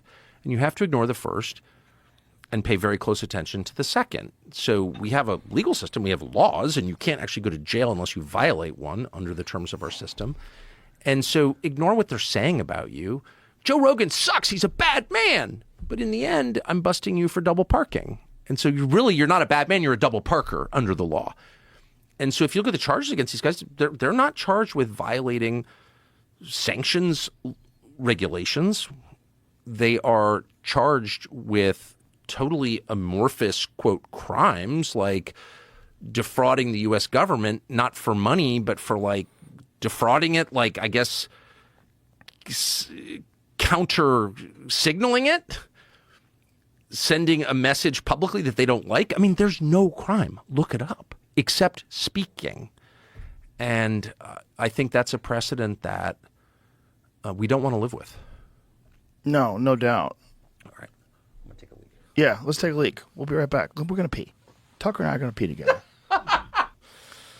Yeah, well, that's the confronting of reality. You're forced to examine your beliefs and why you came to those beliefs in the first place. No, that is the beauty of this moment, though. It is. People are living intentionally much more, and it's also just much more interesting. It's not just, it's less shallow than it was for sure. I think so. I think it's more nuanced. People have more at least the people that are paying attention have a more nuanced perspective. But then you have the people that are in the echo chambers that are just digging their heels in even more. And you could spot them easily because they're missing out because there's nothing more liberating than admitting you were wrong. Mm-hmm. I mean, that is like the moment of liberation. Right. And that's the basis of religion. It's the basis of AA. It's the basis of anything that improves you as a person is honestly admitting to other people, not just to yourself, that like, wow, I got that wrong. Yeah. And then you're free because then you don't have to hide it anymore. Right. Very important. And it's a beautiful thing. And that is like changing your mind. I always notice this covering politics that, a candidate would be like, I've got him on tape saying 10 years ago something different. And no one ever asked my opinion, but I always wanted to say, why don't you say you're absolutely right? And the country's a lot different from what it was 10 years ago. And so my opinions changed too. Like, why wouldn't they? Because I'm not a freaking robot or a liar. Also, I used to think this because of that, and now I realize I was wrong. Exactly. Yeah. Which How is great fine. is that? Yeah. I mean, it's part of being a human. It's not being a flip-flopper. It's the best part of being a human. Well, this is an interesting time for that because you see people that won't do that. And you could recognize them easily because they're the first people to throw out insults. The first thing to do when they describe you, they'll describe you in an insulting way, and then they'll say what they disagree with you about. They'll say something hard. They try to define you. You far right, white supremacist, racist, misogynist. Been there. Yeah, they throw it all at you, and then they say what you said. It's so funny. I got called racist and white supremacist so many times, but when I first was called that, I mean, it really stung, a lot because just of where I grew up and how I grew up, and those are like the worst things you could ever call somebody. And so I actually paused for a moment and thought, am I? Which I think it's fair to ask yourself, am I a white, whatever that, I never figured out what that was. Am I a racist? Not really. And I thought, really the people I dislike most are almost all white liberals, actually. So you're racist against white people. No, but I am white. My kids are white. I'm not against white people. I like white people. But no, it's not that. It's that. So a reporter once called me about this. Oh, you've been called racist. Like, no, actually, I really dislike you. If I were to sort of narrow down my bigotries, it's like people like you. I just think you're disgusting. I really mean it too. Racist. Okay. All right. Well, it's a thing. I don't think that works as much anymore. It doesn't work. No. Well, I think a lot of the things that you overuse, eventually people realize, like, oh, you're yelling wolf again. Yeah. Well, of course. And when people get hit with it and don't disappear, then it becomes obvious that it lacks power. Well, it's also you're trying to like use these words to define someone, especially someone like you that has so many hours and hours of talking about things. Like to try this reductionist perspective of someone to reduce them to this ultimately very negative thing and not say that they're a human being. And also the fact that it's done by the people that want to think of themselves as compassionate and kind, which is the most bizarre. The left is so aggressively incompassionate. Like Well, they're that's so for sure. aggressively unkind with Letting people die of drug ODs on the sidewalk. That's compassion. No, it's that not. whole thing is fucking crazy. Well, it's cruelty, actually. It is, and it's also when you find. Do you know Colion Noir is? I know him. Yeah, great guy. He opened my eyes to the homelessness thing. We had him on the podcast, and he was explaining how he was in San Francisco, and he was like, "What is this? Is like they don't have any money for this? Is that what it is?" Yeah. Like, no, there's a whole business behind it. Of course. And these people that are running this homelessness initiative or whatever the fuck they call it, they're making hundreds of thousands of dollars a year. Some of them $250,000 a year. Imagine making money off the homeless. And not doing a goddamn thing. But what's so funny is I do think the root of their power and the one thing they're good at is just charging the moral high ground and taking it in the first moments of the battle. Yeah. They just run up to the moral high ground and are Yeah. like, we've got this is ours. And they'll protect that at all costs. And it's like, that's kind of all they have is this self-righteousness. And if you can puncture that, it's like you're getting rich from the homeless, actually. Yeah. And is there anything more disgusting than that? It's some junkie who's dying in misery outside the convention center in San Francisco, and you're making money on that? They're essentially using those people as a battery to expand the power of government. Yeah, and Because- their own personal advantage. Yeah, they're expanding government. They're making more government employees. Of Now course. there's tons of people that are working on the homelessness problem, air quotes. And, they probably all have blue hair and they talk nonsense. And nothing's getting done. And no one's being punished for it. But when they did that study where they said that they had no data, like, how are you... What? You can't say whether or not it's doing anything? Yeah. How'd you spend $24 billion? But why are they not treated as like the most reprehensible people in our society? I think there's too many things to think about. And I Yeah. think most people, unlike you and I, aren't even paying attention to it. They're paying attention to the fact that the tents are there. They're paying attention to if you go to Los Angeles, it's a fucking zombie apocalypse. But what they're not paying attention to is what is going on. How many people are making money? I didn't even know until Colion explained it to us. I had no idea. I thought it was just they don't have any money. They don't put any money in it, and they let these people sleep there. Oh, no. No, there's actual No, there are money. all these parasites. Yeah, No. parasites, government parasites. Of course. Those are real. Of course. And, this whole idea of I've created so many jobs. Like, what jobs? Are they government jobs that are just bullshit? Because there's a lot of those. What's crazy to me, just having spent most of my life in Washington, is how close this is to the lawmakers physically. So the U.S. Capitol sits across from something called Union Station, which is a really beautiful train station, right on Capitol Hill. And so to get into the Capitol, when there's a massive homeless city there, people dying of drug ODs right there. And so to get to work every day, lawmakers have to like step over the bodies of fellow Americans dying, living outdoors, shitting in the bushes, addicted to drugs, which is hell, okay? And they have to ignore that on their way to creating utopia in some foreign country. And you're like, does it ever occur to you that that's disgusting? That your It's so primary crazy. duty is to the drug addict, your fellow American, you're doing nothing? And you're telling me how we're going to make Eastern Europe into, this brave new world? I don't know. I just can't get past that. I think I'm not super sensitive or aware or anything. I'm not super anything, really. I'm pretty ordinary, but I think I would notice. I would. So I was like walking into vote on Ukraine aid. I'd be like, shit, they're like 5 junkies on the street. Like, maybe we should do something for them? No. Yeah. Yeah, it's very bizarre. It's bizarre that they can rationalize it, or at least that they don't get called out by all their people. And this idea that it's compassionate, that you have compassion to leave these people and to give them aid and to help them and give them clean needles. But then you've got to think, like, maybe there's something bigger going on, actually.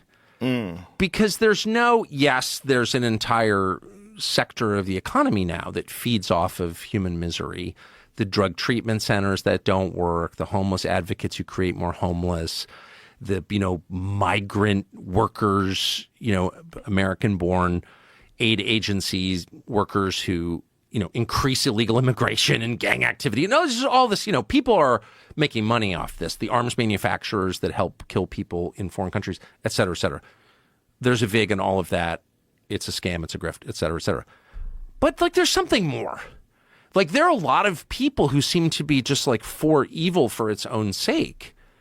And you're maybe all the crazy talk about a spiritual war of good and evil, maybe there's something to that. Maybe that's not an illusion. Maybe that's everyone else has always thought that.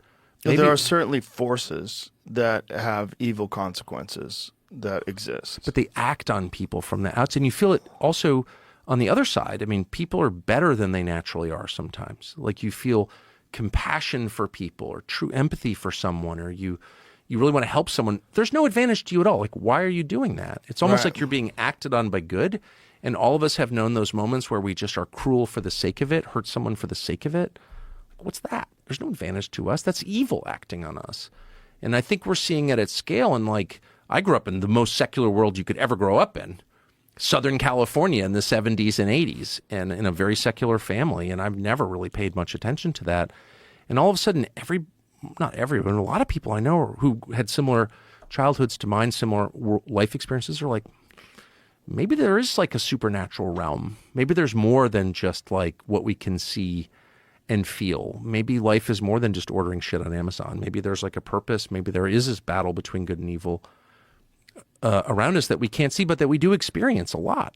It seems like it's always been a narrative throughout human history. It's always been this recognition. Carl's over there snoring. I don't have my headphones on so I can hear him. You're snorting or snoring? Snoring. Carl snoring. Carl the dog. Carl the dog. Carl the dog. He like snores. Carl the dog. Oh, he's the best. But he snores when he sleeps because he's a little French bulldog. He's a sporty little bulldog. He's awesome. Yeah. He's the best. Dogs don't get cuter. They might be as cute, but they don't get any cuter than Carl. I think that's right. Yeah. I've got some pretty good-looking dogs, I will say. Yeah, I have a beautiful dog. I have a golden retriever, but he's not as cute as Carl. Carl's a different thing. Don't tell him that. He knows. He doesn't like Carl. Well, he doesn't hate Carl, but he ignores him. He thinks of Carl as a thief of attention only. Which he is. Yeah. Yeah. Fair. So human beings have always at least believed that there are forces of good and evil, and that that's what exorcisms are about, right? The idea that you're possessed, that you're possessed by evil. There's always been this thought that there's good and evil. But when did you start considering that and thinking that that's because weren't you at one point in time, weren't you a Grateful Dead head? Oh, yeah. I listened to him this morning, yeah. You used to travel around with them? Yeah. How old were you when that was going on? I went to my first Dead show in December of 1984, so I was 15 at, speaking of the San Francisco Civic Center. Yeah, wow. The New Year's shows, so they always played in Oakland, but one year they played at the in San Francisco. And so we were in Tahoe over Christmas, and for some reason my dad was gone. I don't really know where, so my brother and I drove illegally from Tahoe in the family vehicle to downtown San Francisco. How old was your brother? 13. So you drove? Or yeah, he drove? I drove. 15, you drove? Yeah. Wow. From Tahoe. So it was a couple hours. And I remember being on the freeway at 15. Well, we had a pretty different kind of childhood. But anyway, we didn't. Is that you? Yeah, it's me on the left. Get the fuck out of here. Yeah. I don't know. I don't know how that picture is hanging in my barn, and I've never, I don't release any pictures of myself or family or anything like that. And somebody came to my barn and took a picture of that. It's hanging next to my sink, and put it on the internet. Wow. So that's my brother Buckley on the right.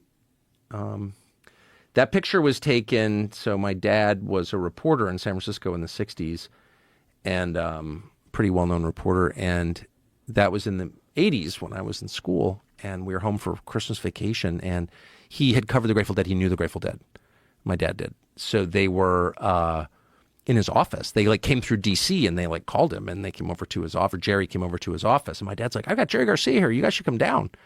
So my brother and I, we lived in Georgetown, and we had a Vespa. Remember those? Yeah. And we drove our Vespa. It was freaking cold out. I'll never forget that. We drove our Vespa down to 6th and E or whatever, where my dad's office was, and there was Jerry. I'd never met him before. He was missing the middle finger of his right hand, famously. You know, the famous handprint, Grateful Dead handprint. But when he shook his hand, you could feel it collapse, kind of, because he didn't have that middle finger. But anyway, so my brother and I drove to the New Year's show. It was actually a couple nights before New Year's. And we didn't have tickets, of course. And we were in the park across from there, and we were, whatever, doing whatever the things that people do at Dead shows, and we were pretty freaking out of it. And this guy comes up out of nowhere and puts a ticket right in my face and goes, "Here," and hands me a ticket. So my brother was extremely out of it. I mean, he was, I never should have done this, but I was like, "All right, man, I'm going in." All right. And I left my little brother in the park during the show, just like very, very impaired, like super, super impaired. It was completely wrong to do something like that, but I did do it. And then I went in and saw the show, kind of freaked out in the middle of it, hid in the men's room for a while. I'll never forget that. Standing on the stall smoking cigarettes. Is it acid? It was psilocybin mushrooms, which, by the way, I should just say, I got sober 22 years ago. I'm completely opposed to anything I don't take Advil. Like, I'm totally opposed to anything, but other than nicotine and coffee. But yeah, it was mushrooms. So we ate way too many, and started to kind of melt down a little bit. But anyway, the point is, I get out of the show. This is pre-cell phone. This is 1984, and I get out of the show, and they played actually a lot of tunes that they didn't play. They played Spoonful. Like, they didn't play Spoonful a lot. It was like a pretty obscure tune. I'd never heard it before, actually. And I couldn't find my brother, my little brother. And I'm like in charge, and my closest friend and lifelong friends. Talked to him this morning, and but I couldn't find him. And I was like, "Oh man, my brother's gone." But there he was. He appeared like an hour later. He had spent the entire show in somebody's van parked there. But he seemed undamaged. And it was great. I mean, not everything about it is great. I mean, I do think the drug thing got, definitely hurt people for sure. But from my perspective, I went to a bunch, probably 50 or more shows, and really enjoyed it. And I love the fact that they had 2 drummers. That was a huge thing for me. I love rhythm. I think it's the basis of music. It's obviously the basis of music. I mean, the instruments are cool, but they're kind of like interior design, and the architecture is rhythm, and it's the universal sound that every culture appreciates because it reflects something that's pre-existing, that's in you. Everyone relates to rhythm, and I just absolutely loved the drums. And they would always play, like, it was called drums, actually, but they would play a section of every show was just drums. Bill Kreutzmann and Mickey Hart just going crazy on the drums. And they had drum circles, and I just like drums. To this day, I listen to drums, just percussion.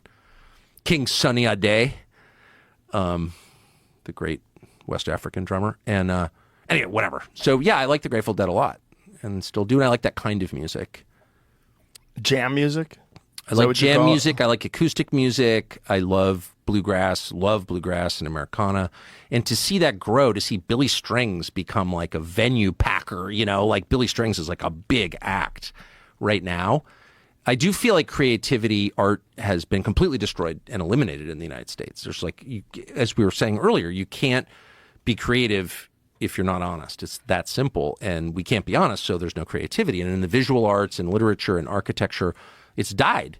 But comedy is still alive, thank heaven, and music, for some reason, has escaped that and is still alive. Yeah. And the growth, the explosion of acoustic bluegrass, the banjo, like one of the great instruments ever, is just thrilling and like a sign of life. At this late stage. Well, I think when there's social pressures and when society's in chaos, art does tend to thrive. Some kind of art. Art, that's right. Comedy certainly does now. Like, comedy's never been better. But it came an amazing close. time. It came close. Oh, yeah. Yeah, the walls got breached. Whoa. Yeah. No, but a few years, I don't know when it was, but 8 years ago or something, it felt like, oh, wow.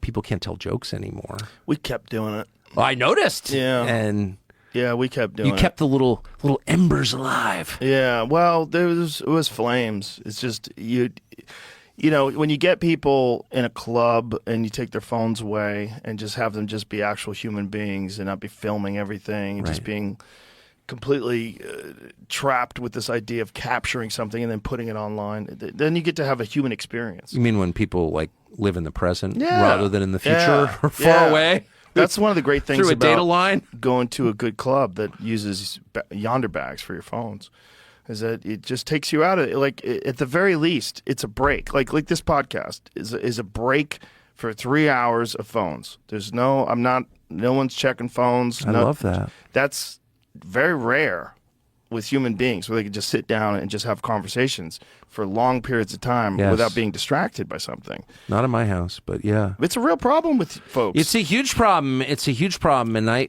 the one thing I will say about my very unconventional childhood is there was a huge premium on meals and like eating with people, and spending 4 hours at the table was like totally normal in the house that I grew up in. Totally normal. In fact, it was like daily.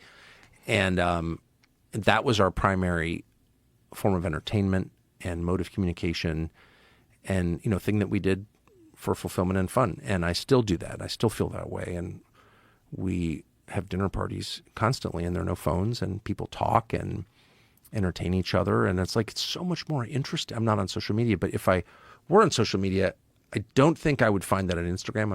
And I'm not attacking Instagram, but I don't think I would find anything like that. No, it's definitely a lost thing. And it's such an easy thing. It's such a fun thing. It is a fun thing. Yeah, it's a great thing, and I think people enjoy it. And I think that's also led to the rise of podcasts too, because they don't get that in their real life. So at least they get to be a person who sits in on these conversations. I got to say, this is not being suck-uppy, because I don't suck up ever to anyone, but the effect that podcasts have had is just incredible, and I never would have predicted that in I wouldn't a have million freaking years. I would have never thought it. When I first started doing this, it was in my living room with my friend Brian, and we did it on a laptop. And we had a webcam, and we were like... With my friend Brian. Yeah. Brian Redband of Kill Tony. You met Brian. Yes, I did. Yeah. But I just love the phrase, with my friend Brian.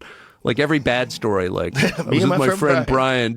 we were down in Mexicali, and me and my friend Brian. We just started fucking around online, and then we started eventually bringing in guests, and then we eventually got a studio, and then eventually I got a big place in LA, like a real warehouse, and then eventually moved to Texas. It all just eventually happened.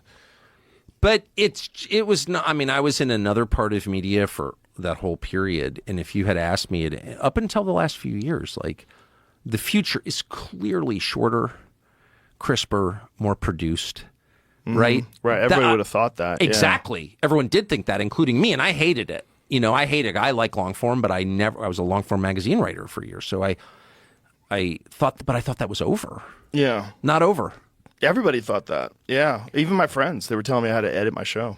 They're like, you should edit that. No one's going to listen to 3 hours. I'm like, then don't listen. I don't care. Do whatever you want. I'm not making any money doing this. It was just for fun. I love that. It was just fun for years. For years and years. I did it just with no money. There was no money in it forever. What year, like how many years in did it start to pay for itself? 5. That's a long time. Yeah. It was a long time. It took a while. I mean, it was probably like, it was existing. Yeah, but about 5 years in, then it started making money. And then it was like, oh, this is a business. I remember very clearly, I was on stage once in Chicago. I was doing the Chicago theater. And I had this story that I was going to tell. I'm like, how many people listen to the podcast? And there's 3,700 people in the place. And they went nuts. It was like, yeah. And I was like, oh. Like, I thought there was this like thing that I'm doing where, a few people are paying attention. I don't even know back then, I never even knew what the numbers were. I didn't even care. Well, they may not have been, like, could you even collect numbers accurately? Yeah, you then? could get downloads off of, whatever the provider was that was, with a host. You could get like download numbers from the host, and they would use that to inform ads. Like, oh, he gets X amount of downloads per month, and then they would, that's when there was very few people advertising on podcasts. They were like, all right, let's give it a try. But it's one of the great developments between podcasting and Billy Strings. Like I'm serious. I have hope that it's not all going in the wrong direction, because you can get this view that like everything is falling apart. Late Rome, just a matter of time before, it really does collapse. And then you see these signs that are not minor, they're significant, that like, no, people, I mean, I haven't met a person in the past year who said, I thought this, but then I was reading the New York Times and I realized I was wrong. Like, not one person. Right. But the number of people say, I was listening to this podcast, I was listening to Rogan and da-da-da-da-da. It's like, really noticeable. Yeah, that's why it's interesting. It's interesting because you could put people in front of people, and they might not even be right. They might be wrong. But at least now you're having conversations about something you would never have a conversation about before. And even if this person gets exposed as being incorrect, well, now you have a more nuanced understanding of what the subject is about and why people think incorrect things. And this idea of like platforming people is a big one today. Why would you platform that person? First of all, platform is not a verb. And whenever they take a perfectly good noun and turn it into a verb, something bad is afoot. Yeah. Okay? Platform. Oh, you mean letting an adult human being talk? Right. I think that's not only allowed, I think that's the law. Not only that, I think it's important for us. It's even important to talk to people that are completely different than you, that don't agree with you at all. Well, it's especially important. Yeah. Otherwise, it's just masturbatory. It's interesting. It's just you too. alone getting yourself off. But it's also interesting to know why these people think the way they think. And also, there's so many people that if you talk to them online, you'd have these horrible conversations. But if you sit down with them as an actual human being and treat them with respect and consideration, and you talk to them like a human being, and you just try to be as friendly and open as possible, despite what your differences might be, you realize most people have a lot in common.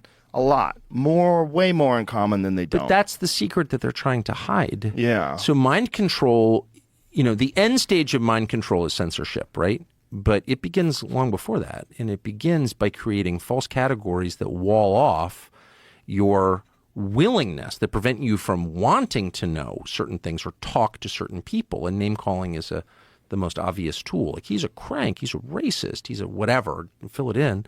And then you're like, I can't listen to that person.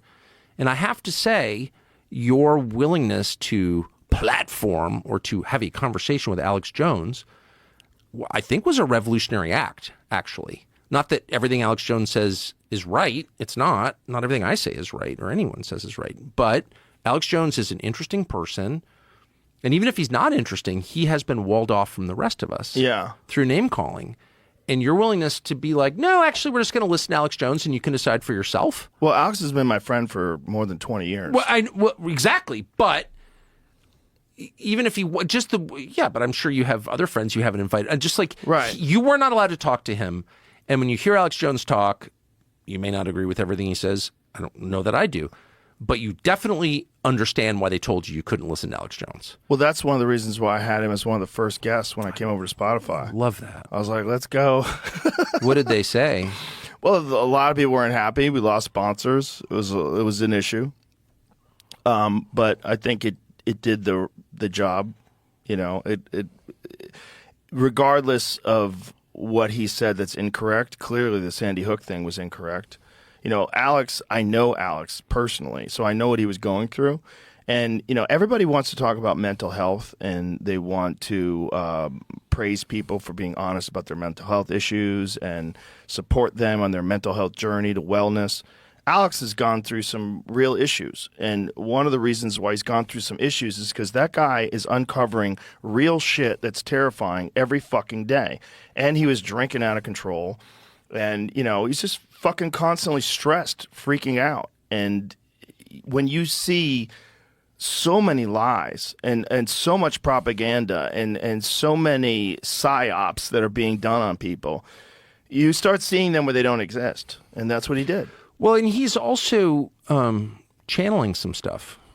You can't call 9/11 in detail because you're super informed. Before the fact. He called it. Yes. He literally called it in the summer of 2001. He said planes will fly into the World Trade Centers and they will blame a man called Osama bin Laden. We know that he said that because he said it on tape multiple times. And then he said, call the White House and tell them this. Now, that's all we know about Alex Jones. Let's just say that's the fact set. How'd that happen? Right. How did he do that? No, he's channeling something. You think That's so? super. Yeah, of course. Yeah. There's like no other. I mean, tell me how he did it otherwise. I've asked him about it. How did you do that? At length, he had dinner in my barn recently. We were talking about this. How'd you do that? I don't know. It just came to me. And that's real. That is real. The supernatural is real. And I don't know why it's so hard for the modern mind, I guess because it's a materialist mind, to accept that. But and that's not a new phenomenon. It's happened throughout history. There are people called prophets. And there are people who were prophets who weren't called prophets, but there are people who have information or parts of information, bits of information, visions of information come to them, and then they relay it. It's not from them. They received it. This is like one of the oldest phenomena in human history. So those people tend to be a little crazy, a little imbalanced, a little different from everybody else. Do you know what I mean? They live on locusts and honey in the wilderness. I mean, that's just like they're not like everybody else. And that's clearly part of what I'm not saying that everything that Alex Jones says is a prophecy from God. It's not. But that was prophetic. And if it wasn't, tell me how it wasn't. In July of 2000, like I lived in Washington in July of 2001. My dad worked in the government. Like I was as well informed as anybody could be about what was going on in the government. I've always been interested in what's happening in other countries. I was aware of Osama bin Laden. I knew about the Taliban. I knew, more than most people.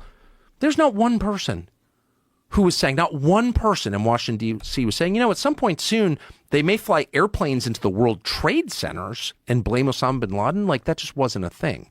So if you said that multiple times on camera, there's a reason. Like, and everyone, I've said this to 50 people, what I just said to you, and they all look at me like, yeah, that's stupid. Tell me how it's stupid. Like, tell me how he did that.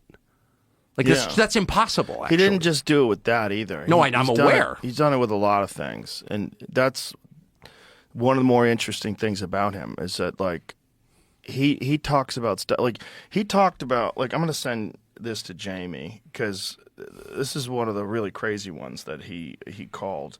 And this is like 2000 probably, I guess 2017.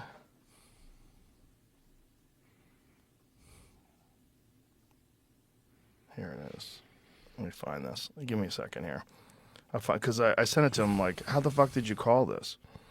Because it's one of those ones where you're like, oh, this is exactly what's happening now. Here it is. Here, 2017. Hold on a second. I'll send you this, Jamie. Come on. Technology, let's go. All right. I sent it to you, Jamie. So this is some guy's Instagram clip that I found that took a clip from the podcast, and he's doing commentary over. Put these on real quick.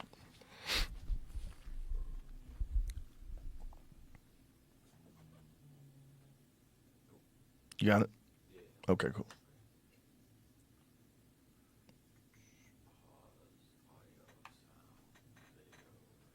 Here we go. 22 years on podcasts, InfoWars, Alex Jones, and Joe Rogan discuss what's currently happening right now. Google, CERN, technology, vampires, aliens. In a nutshell, Alex was pretty on point with this message. Let me know what your thoughts are. Is he crazy or is he on to something? It's really big. So, okay. Yeah, pour another shot of that. The media, let's get this out properly. All right, let me give you my best, please. Deep research approximation. Once again, what do you think is going? But am I wrong to still hold out hope that aliens are real? Because I tell you, that's the two guilty pleasures that I still cling to. Is Bigfoot and aliens. Those are two. Bigfoot, not so much. I wish it was real, but I just don't think it is. Are you ready? Yes. Bigfoot's real? No. Come on, Daddy. No. Are you ready? Yes. I'm going to give you the big enchilada. Joe, there are aliens in this room right now. For real? Yeah, you're not of this world, bro. Me? You're the alien. Oh, wow, I didn't know. Well, here's what the elite believe. And let me be very clear because the media will take this out of context. I only go with what I can prove. Oh, thank you. And people can't even handle that. There's armies. We're fighting a pedophile conspiracy. But beyond that, it's a vampire conspiracy in that they are interdimensionally sucking the essence of our youth. Right. And they believe they're possessed by an off-world entity. They do? Yeah, and then, Joe, I've been on air 22 years. I don't get into aliens, metaphysical, religion, any of that. I've studied the elite, and I've also communicated with a lot of the top people. And if you want to know, I will actually break down right now the best knowledge right now what's happening on the planet. What's happening? The elite are all about transcendence and living forever and the secrets of the universe, and they want to know all this. Some are good, some are bad, some are a mix. But the good ones don't ever want to organize. The bad ones tend to want to organize because they lust after power. Powerful consciousnesses don't want to dominate other people. They want to empower them, so they don't tend to get together until things are really late in the game. Then they come together. Evil's always defeated because good is so much stronger. And we're on this planet, and Einstein's physics showed it, Max Planck's physics showed it, there's at least 12 dimensions. And now that's why all the top scientists and billionaires are coming out saying it's a false hologram. It is artificial. The computers are scanning it and finding tension points where it's artificially projected and gravity's bleeding in to this universe. That's what they call dark matter. So we're like a thought or a dream that's a wisp in some computer program, some God's mind, whatever. They're proving it all. It's all coming out. Now, there's like this sub-transmission zone below the third dimension that's just turned over to the most horrible things is what it resonates to. And it's trying to get up into the third dimension that's just a basic level consciousness to launch into the next levels. And our species is already way up at the fifth, sixth dimension, consciously, our best people. But there's this big war trying to, like, basically destroy humanity because humanity has free will, and there's a decision to which level we want to go to. We have free will, so evil's allowed to come and contend, not just good. And the elites themselves believe they're racing using human technology to try to take our best minds and build some type of breakaway civilization where they're going to merge with machines, transcend, and break away from the failed species that is man, which is kind of like a false transmission because they're thinking what they are is ugly and bad, projecting it onto themselves instead of believing, no, it's a human test about building us up. And so Google was set up 18, 19 years ago. I knew about this before it was declassified. I'm just saying I have good sources. That they wanted to build a giant artificial system. And Google believes that the first artificial intelligence will be a supercomputer based on the neuron activities of the hive mind of humanity with billions of people wired into it with the Internet of Things. And so all of our thoughts go into it, and we're actually building a computer that has real neurons in real time that's also psychically connected to us, that are organic creatures, so that they will have current prediction powers, future prediction powers, a true crystal ball. But the big secret is, once you have a crystal ball and know the future, you can add stimuli beforehand and make decisions that control the future. And so then it's the end of consciousness and free will for individuals, as we know, and a true 2.0 in a very bad way, hive mind consciousness with an AI jacked into everyone, knowing our hopes and dreams, delivering it to us, not in some PKD wirehead system where we plug in and give up on consciousness because of unlimited pleasure, but because we were already wired in and absorbed before we knew it by giving over our consciousness to this system by our daily decisions that it was able to manipulate and control into a larger system. There's now a human counterstrike taking place to shut this off before it gets fully into place and to block these systems and to try to have an actual debate about where humanity goes and cut off the pedophiles and psychic vampires that are control of this AI system before humanity's destroyed. The AI? How'd the pedophile... Yeah, it's pretty much it. Yeah, it's incredible. I didn't understand about ago. That was 7 years ago. 7 years ago. Yeah, okay. So no, 7 years ago, no one was thinking AI was going to take over civilization. So you can see why the FBI decided to destroy him, which it did. The people it's just like what has happened to Alex Jones is proof that at least some of what he's saying is true. Because who is Alex Jones a threat to? Did you see that interview with the guy from FBI was trying to hook up with that dude on a date? CIA, yeah. Was it CIA? CIA. That's right. And they were talking about how they can destroy a person. Yeah, I think I was mentioned in there too. Were you? Yeah. I was. Yeah, I mean, there are a couple of things. Okay, so, yeah.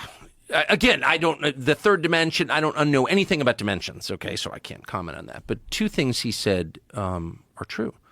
One is that every civilization, every religion, the Greek myths, every single one, including Judaism, Christianity, Hinduism, has believed that there is sort of, that the spirit world and humanity are like, that there's, they're hybrids. Yeah. Okay? So that's just a fact. Genesis 6. So, I don't think that's crazy at all, given that it has been the belief of civilizations that had no contact with each other. I don't think it's crazy, and I also don't think it's crazy to consider it. I don't think we have a real map of reality. Well, we definitely don't. And better put than I explained it. That's exactly right. We don't have a real map, and it's not crazy to consider it. And it was an entirely conventional view up until fairly recently that the spirit world, like don't use the phrase breeds with people, but that everyone thought that. Okay? Right. And even the term spirit world is probably a loaded term. Yeah, of course it is. They're all whatever loaded terms. it is. How right. do you say it in a way that doesn't sound crazy? But the whole thing sounds crazy because we don't acknowledge the reality, the actual physical reality of the supernatural, and it is real. That's the first thing. The second point that's obviously true is that weak people, which is a synonym for bad people, come together for strength and safety. They act as one. Mm-hmm. The hive mind is specific to a certain group of people, bad people, and that good people don't tend to come together, but they're coming together now. And I just noticed this. I mean, people independently who I know or sort of know, in many cases have long despised, have come to exactly the same conclusions without talking to each other. Mm-hmm. I know that you have this experience all the time. Yeah. It's like, I can't believe you think that. How did you wind up thinking that? Right. And not just on a specific issue like foreign policy or COVID or whatever, but like on a whole bunch of different things. They're all coming to the same conclusion, and they're coming together. And so that does suggest, a big change and a battle. I mean, it is a battle between good and evil. I'm not always convinced I'm on the good side. I've been, an instrument of evil many times in my life, and I'm ashamed of it. But, are you talking about the Iraq War? Yeah, the Iraq War. I've been cruel to people, probably even already on your show in ways that are unjustified. That's my instinct to do that. That's a fault, not something to brag about. It's something I'm ashamed of. So I'm not saying I'm always on the right side. I certainly have not always been on the right side. I've been on the wrong side many, many times.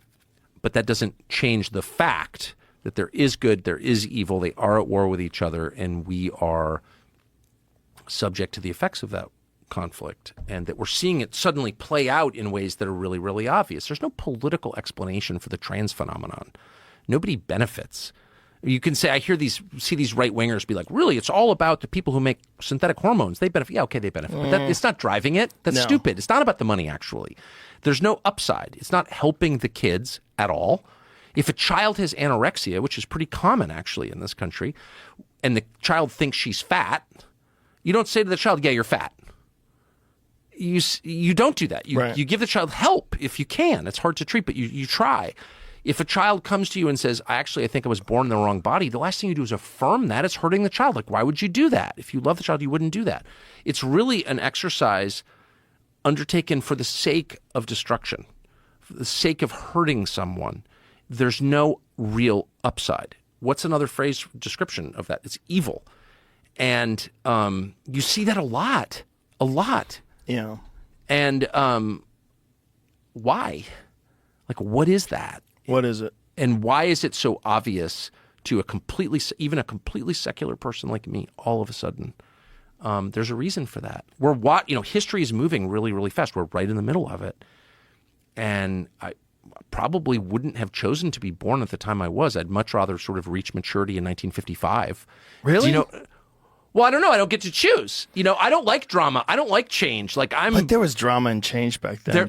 There was, but people didn't recognize. Well, there was a Cold War, of course. There was a Korean War. Okay, but people didn't see it in their face. Right, in the way I don't think. Wouldn't you rather know? I don't have a choice. I do know. Yeah, I'd rather know. I'd rather be right now. Yeah, well, I like it then right you've got a now. much better attitude than I. I mean, sometimes my parents got divorced when I was little, and so I kind of like, I don't want change. Yeah, I know what you, I know it's what you not mean. up to me. I know what you mean. Yeah.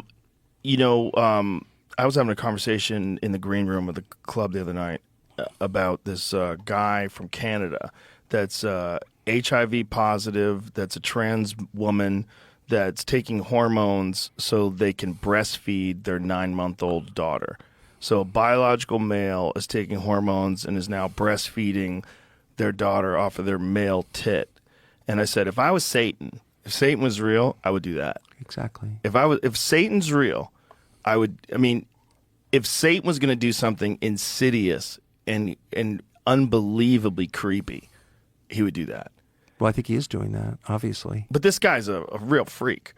Well, but right, but he's it's also like using public money too. But he's a victim too. I mean, Sure. the thing about evil, the reason that evil is distinct from everything else, it destroys the vessel it's held in, the conduit through which it flows, it destroys the person. So, like that guy in the end will not thrive. Right. He'll be destroyed too, and so that's how you know that it's supernatural. In other words, if I steal your iPhone and sell it and I get an extra $400, like that's kind of explicable. You understand why I'm doing that. I want the $400. Right. But if I'm encouraging your kid to castrate himself, I'm not really benefiting from that, actually. There's no material benefit to me at all. There's no real psychic benefit.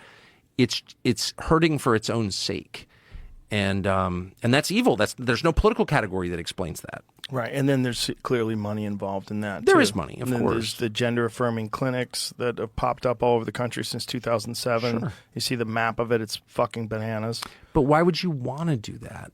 Why would policymakers want to do that? Why would anybody want to make money that way, right? Well, why but would also they choose like to make money people, that way? it's the most unnatural thing ever because every parent at a certain age feels is like, I like my kids. I want grandkids. Right, I and you mine- want to protect your mine children to continue. Yeah, from bad decisions. So I always think the politicians who push trannyism on the country, like their kids are going trans too. Yeah, they are. Right, they're not escaping it. It's like they're burning down their own house. I would like to see the statistics of people in Hollywood. Like how many of their kids turn trans lot. versus I mean, the I rest know of the some of world. them, Yeah, I yeah. know some of them too. Yeah. But how many of them versus the rest of the world? Well, a lot more. A lot more. Which is a morally corrupt business. Yes. Yeah.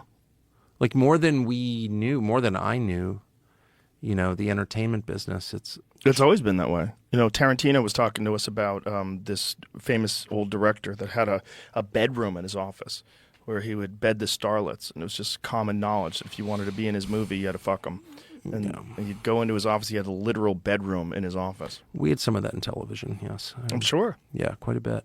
Yeah, and I didn't really understand. I didn't, obviously partake in it, or you would know because all my text messages went up at the New York Times. So I'm not hiding any of my own behavior. But I mean, I will say, if I'm being honest, it didn't really register with me. I was like, yeah, that's kind of wild and crazy. I just didn't, I like my wife. I don't want to blow up my family. I didn't do anything like that really. But I certainly saw a lot of it. And I just didn't really see it as like horrifying. I just saw it as kind of like, well, creative people are this way kind of thing. But I look back and I'm like, it was really dark. Bad. Well, especially the producer thing, right? That like the Weinstein thing, that the way they ran the business, that's how it was pay to play. I worked for Harvey Weinstein for a year. Did you really? Yeah, I did. When? 1999. He had a magazine with Tina Brown called Talk Magazine. I was the head political writer for it, and they had an office at Carnegie Towers in New York, right below the park. And I remember I remember that he was a pig. I was not like an intimate friend of his or whatever, but I certainly dealt with him. And the big controversy was he was smoking in elevators, and and I've kind of supported that if I'm being honest, but he was considered incredibly insensitive and just like vulgar, just like a pig. Well, he looks vulgar. Yeah, well, that was certainly what everyone thought of him where I worked. Harvey's just a pig, and his brother Bob was a little bit less that way. He was also involved, but yeah, people knew that he was a bad guy, but he made awesome movies. Yeah, and also, but he was just powerful. It's like Right. Harvey Weinstein. Like, Right. you want to fuck with Harvey Weinstein. Right. I mean, I didn't really think about it too much, to be completely honest. He was just a guy I worked for. But I don't know. I I certainly, if you'd played that Alex Jones clip for me in 1999, I would have been, and I did see Alex Jones clips in 1999. And then in later years where he was talking about Building 7, and I was very offended. I was like outraged that he would be suggesting that there was something about 9/11 that wasn't above board, that there were, things we didn't know that were being hidden from us. And I was like mad at Alex Jones for saying that. I remember that really well. How dare you? The Building 7 one is wild. Well, it is why. It is why. I mean, I have no. All I know is 21. I don't even know what year it is. 23 years? Could it really be 23 years after 9/11? 23 years later. What's the justification for classifying any document around 9/11? There's no justification. Well, the same justification in classifying the documents about the Kennedy assassination. Well, exactly. 61 years later. Yeah, or releasing the COVID vaccine data 75 years later. Of course. Yeah. Right. I mean, it's of course. Look, secrecy is different from privacy. Privacy is necessary for the dignity of this. Why you've got a door in the bathroom in your bedroom, right? You need privacy. You need private thoughts. We have no privacy whatsoever. None. No privacy at all. Thanks to the iPhone and government spying on us all. So there's no privacy, but there's massive secrecy. Secrecy is different. Secrecy abets lying. The only reason to have secrecy is in order to do something that you're ashamed of other people knowing about that's immoral and probably illegal. And there's more secrecy than ever. And that means that there's more lying than ever. There are more crimes being committed than ever. That's the surest sign of it. Why are there 1 billion classified federal documents in a so-called democracy? Because they're lying to us. That's why. But 9/11, what is the justification for that? I don't know the answer. I really don't know the answer, but there is one. That's for sure. Yeah. It's not methods and sources. You think it's methods and sources? Trying to protect their Saudi sources? I don't think so. The wildest thing about Tower 7 is that if you just say it looks like a controlled demolition, people get mad at you. Why? Well, I don't know. Well, because I did. I'm not saying that it is a controlled demolition, but I'm saying if you watch it, it looks like a controlled demolition. But that happens all the time. Buildings catch fire and they just implode in on themselves. I think it happens every week, right? All these poultry plants and manufacturing plants that keep getting burned through fire. They all it's the way it went down. Yeah. So I say, why do they respond that way? And of course, I responded that way. And I think looking back, the reason that I did was because if you call that into question, you had to ask a lot of other really obvious questions you didn't want to deal with. And you might arrive at the conclusion that a lot of your most basic assumptions are false and that you've been had. And it's just too destabilizing, maybe. Right. Well, the real problem with Tower 7 is they go, well, okay, if it was a controlled demolition, how is that engineered? Did they just decide to do that before September 11th? And you know how long it would take to rig a building like that? Right. Or was it built into the building? And how would they know it would even work? And how would they do something like that? And how would there not be a record of it being built into the building? For someone to engineer and where's the sound collapse of a signature tower on the tape? There would be a sound of the explosions. Yeah, going bang, on, bang, bang, bang, bang. which is a fair question. Yeah, so a lot of fair questions. And has there ever been a building that experienced a tremendous amount of damage because 2 enormous skyscrapers fell right next to it, damaged it, and then massive fires started, and then there's diesel generators that are in the basement, so they have all this fuel, so they have this incredible inferno in the basement that weakens the structure. And is that why it collapsed? Maybe. Totally possible. Yeah. A lot of building engineers disagree with that, as you know. Yeah. And they don't think that could have happened in the way you just described. I'm agnostic on it. What I know, because I don't know the answer, and I have no way of knowing, all I know is that there's no justification for keeping those documents secret that I can think of. And if there is, tell us what it is. No one has bothered because nobody presses. And it's, I'll add that to the list of outrages. Yeah. You know what I mean? And then it gives you this feeling of helplessness because there's so many of those. They just pile on. There's always another one. Well, the U.S. government spied on me, broke into my phone and spied on me, and I couldn't get a straight answer to that. And I'm not a felon. And not only that, they got into your Signal account, right? Yeah, and then they leaked it to the New York Times, what they found there. So it's one thing to say, okay, we picked up your text exchanges with a foreign national, which is true.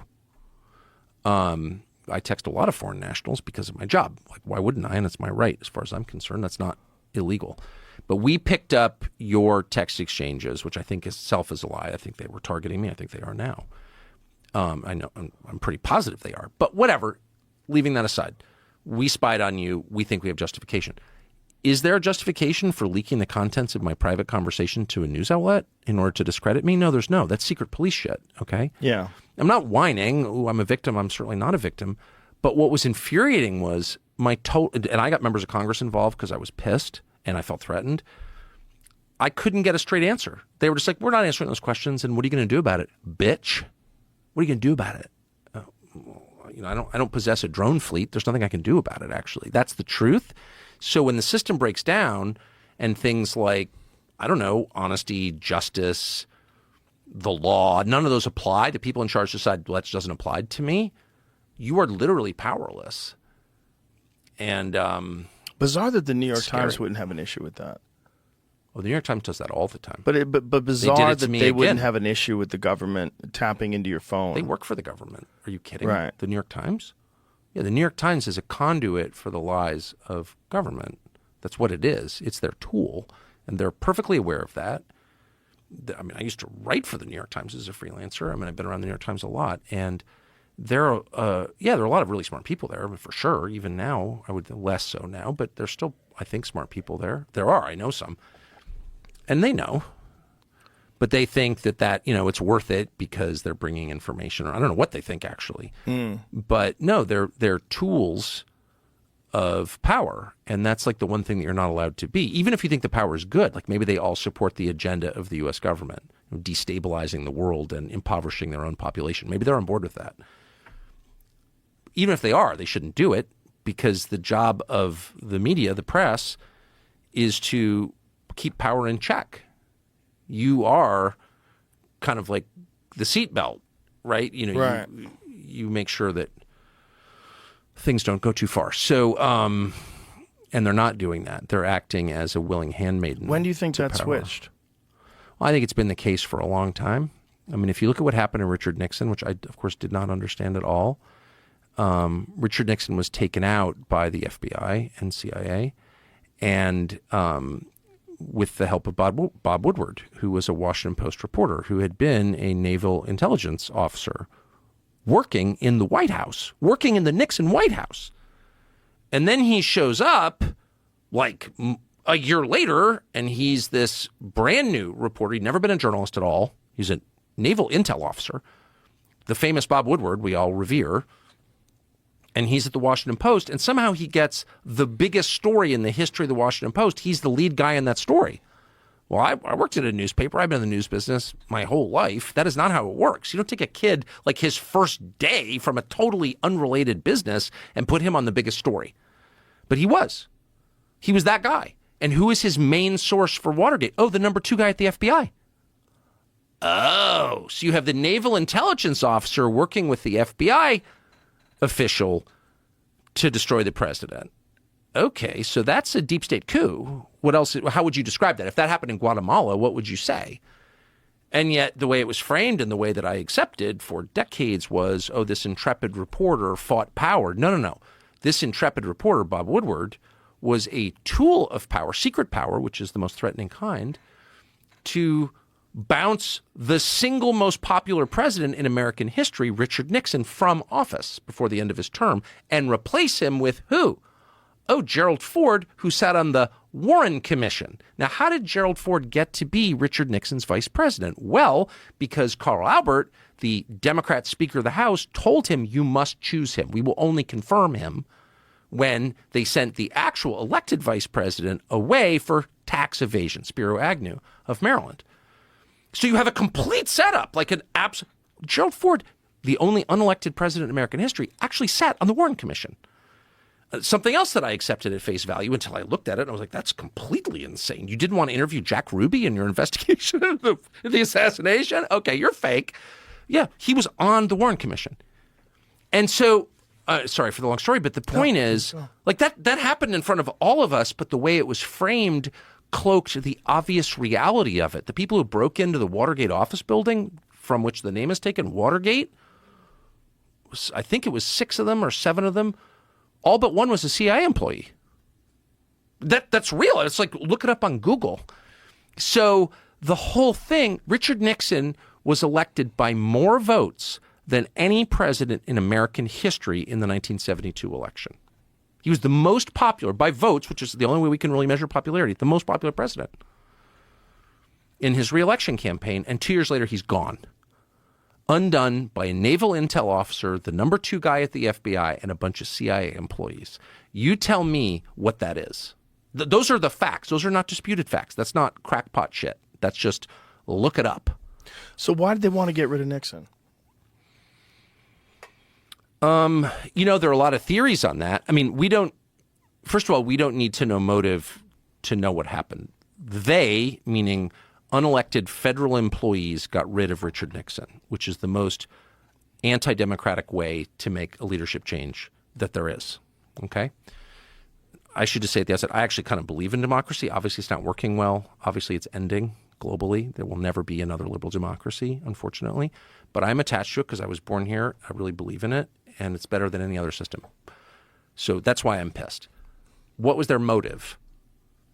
There are a lot of theories on this. There's an amazing conversation. It's on tape between Richard Nixon when he was still president. I think it was in 1973, and I think it was Richard Helms, the head of the CIA, though I may have fucked that up, but it was the head of the CIA, and I think it was Helms.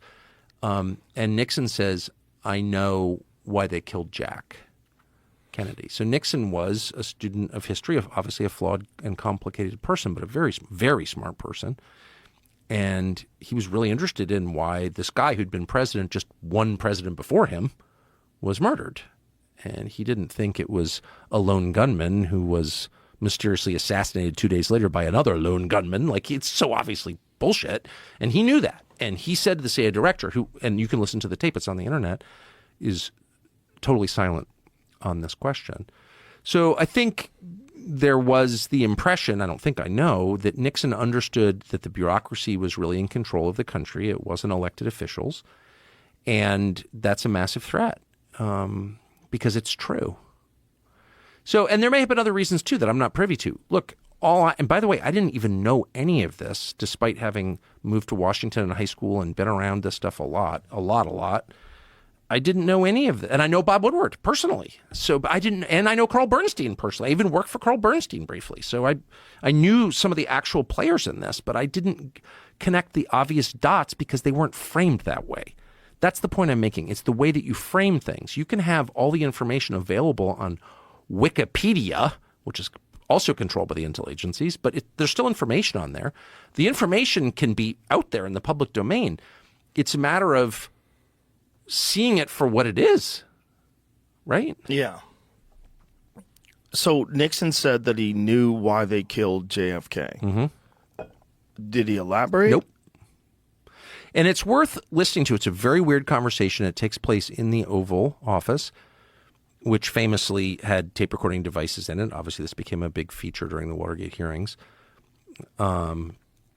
But yes, that conversation, and I may be mangling it slightly, but it's on the internet and absolutely worth listening to. And the CIA director has this kind of sinister silence. So like if I'm the president and you're the CIA director and I say I know why the guy who was just president 10 years ago was killed, the obvious answer would be like, well, why? Right. What? You know why he was killed? You've got insight into the assassination of the U.S. president? He doesn't say anything. Just like a very weird response. Like, what? Just got to throw that out there? Like, if you say to me, we're taking a leak, you're at the next urinal, and you're like, I figured out the secret to life. And I'm like, huh, okay. That's like not a good response, right? Right. It's a telling response. Did you hear Trump's take on the JFK assassination, why he didn't release the files? Yeah, I know what Trump's take is. He said that if you knew what I know, you wouldn't tell people either, which is crazy. Well, what and does that mean? That's his position on the UAP thing as well. Yeah. Actually. And that's a lot of people's position on it. I mean, Trump is saying, of course, the CIA had knowledge of it. That is known. I mean, the whole thing, it's so funny. There's so many levels and there's so much I don't understand. But the whole JFK conspiracy industry, and it really is an industry, more books written on that than almost any historical topic, is filled with wackos, right? There are a lot of wackos in there. But that fact obscures the larger fact, which is the facts themselves tell an unbelievable story. Yeah. And so, whatever. I could get into it at great length, but they're still classifying documents 61 years later. Both Trump and Joe Biden have, in violation of my read of federal law, kept those documents secret. There's no living person connected to the Kennedy assassination. It was a couple generations ago. There's no one person whose secrets are being protected. It's an institution, or maybe countries. There may have been countries involved too. I mean, I don't know the answer, but there's clearly something worth protecting. And I know that when I spoke to someone who'd seen the documents, 2 years ago, and I got one fact out of him, which is, yes, the CIA was involved. And by CIA is a huge organization, but James Jesus Angleton, the head of the operations directorate, had knowledge of this, which I think is well known. But that's the view of someone who saw the documents. So I thought that was news. So I went on TV and said that. The next day, I'll never forget it, I went quail hunting. And I was driving back, and I got a phone call from Mike Pompeo's lawyer. Mike Pompeo was the Secretary of State, but before then, he was the director of the CIA. And in that position, he plotted the murder of Julian Assange. So he is a criminal as far as I'm concerned. But his lawyer called me and said, you should know that anyone who tells you the contents of classified documents has committed a crime. He's threatening me. He's in my car. With my dog sitting next to me, I'll never forget this. And I said, are you really saying that to reveal that the U.S. government had a role in the murder of a democratically elected president, to say that out loud, that's the crime? What about the actual crime, which is murdering a president? Like, you're covering up for that, Mike Pompeo. What did he say to that? He had no response at all. And so Mike Pompeo is the one who pressed Trump to keep those documents secret. And so it's like, what's crazy to me is not just that Pompeo did that. I think Pompeo is a really sinister person and a criminal. I think that because the facts suggest that. He was caught. Yahoo News, Mike Isikoff wrote a long piece on this several years ago. His employees went to Mike Isikoff and said, hey, Mike Pompeo is plotting to murder Julian Assange, who's never even been charged with a crime in the United States, as CIA director. That's illegal. You're not allowed. Federal employees are not allowed to just kill people they don't like, okay? Just to set the baseline here. So that's who Mike Pompeo is. But he somehow intimidated Trump into not releasing this. Well, okay, that's all bad, right? I think it's criminal behavior. What's crazy is how Mike Pompeo is treated. He's treated as like a Republican poobah in good standing. He fully expects to become the Secretary of Defense in a Trump administration, which is like completely insane. Why would you take a criminal and give him nuclear weapons? Okay, that's my view. I think it's a common sense view. And like he goes to fundraisers and dinners and everyone's like, hey, Mike Pompeo. It's like, no, you're the guy who kept information the public has a right to know secret. You're the guy who plotted the murder of someone who committed no crime. You are the outlaw. You are the bad guy. But no, he's treated as like, like a pillar of Republican Washington. I think it's mind-bending to watch that. And by the way, whatever. That's all I'll say. By the way. No, I mean, people don't say that because they're worried about getting punished. They're worried about someone putting kiddie porn on their computer. Right. Members of Congress are terrified of the intel agencies. I'm not guessing at that. They've told me that, including people on the Intel Committee, including people who run the Intel Committee, the people whose job it is to oversee and keep in line these enormous secretive agencies whose budgets we can't even know. They're black budgets. They're the parents. The agencies are the children. They're afraid of the agencies. That's not compatible with democracy. Democracy is a really simple system, even representative democracy like ours. The people rule. They do so through elections. They express their preference through voting. They send their people to the capital city to run the government on their behalf. Whenever you have unelected people who are not accountable to anyone making the biggest decisions, you don't have a democracy. You have something else, another system. I would call it a tyranny or whatever you want to call it. It's not a democracy. So that's like super obvious. It's playing out in front of everyone and no one cares and no one does anything about it. And I think the reason is because they're threatened. And if you look at the committee chairmen who allow this shit to happen year after year, they're all, and I don't know, people say, oh, they're compromised or being blackmailed or whatever. I don't have evidence of that, but I know them and they all have things to hide. I know that for a fact. And so it's not a stretch of imagination to imagine that, some committee chairman who's allowing warrantless spying on Americans to continue, or whatever abuse they're allowing, knowing fully or hiding the truth about UAPs, ignoring the UAP Disclosure Act of 2023. Like, why are they doing that? It's not impossible to imagine that some guy with a drinking problem or a weird sex life, and that's very common up there, that's why they're doing it. Because they don't want to be exposed. I don't have evidence of that. I don't have proof of that. Right. But that's not a crazy thing to assume that could be happening. And I said to somebody, a very powerful person, the other day in a conversation in my kitchen, an elected official, holds a really senior position, a very famous person. I was going crazy. I was so mad about all this stuff and about the warrantless spying and about the funding for these insane wars. And I said to the guy who serves in one of the legislative bodies, I got so mad my dogs were afraid. They're like, well, why are you yelling? Because I don't yell at home. But I was like, all these people are controlled. They're all, got weird sex lives and all these things are hiding and they're being blackmailed by the intel agencies. And he said, and I'm quoting, I know. I was like, okay, so at this point we're just sort of admitting that's real? Like, why do we allow that to continue? The having people compromise thing, God, that's an old story. It's the oldest story. J. Edgar Hoover. I mean, it's all of them. It's Epstein's Island. It's everything. But look, I don't have any. I'm telling you, what's the phrase the finance guys use? Open kimono. Like, I'm actually telling you all I know. I don't know anything else. Right. But I know that the publicly available facts tell a really clear story, which is the government is not acting on behalf of the population. And so it's inherently illegitimate because its only legitimacy derives from the citizenry. The only reason the government can do things that it does, kill people, collect money by force, all the powers that it has, come from one place, and that's the consent of the governed. That's the only legitimacy they have. And that's where it's fascinating, this concept of good and evil. Because when you think about it, if this is true, and if these people are compromised because they're secretly perverts and creeps. They are, though. And they're corrupt, and they steal money, or all these different things are evil things. Lying, controlling people, engaging in unnecessary wars that are going to cost thousands of lives for profit. All these things are evil things.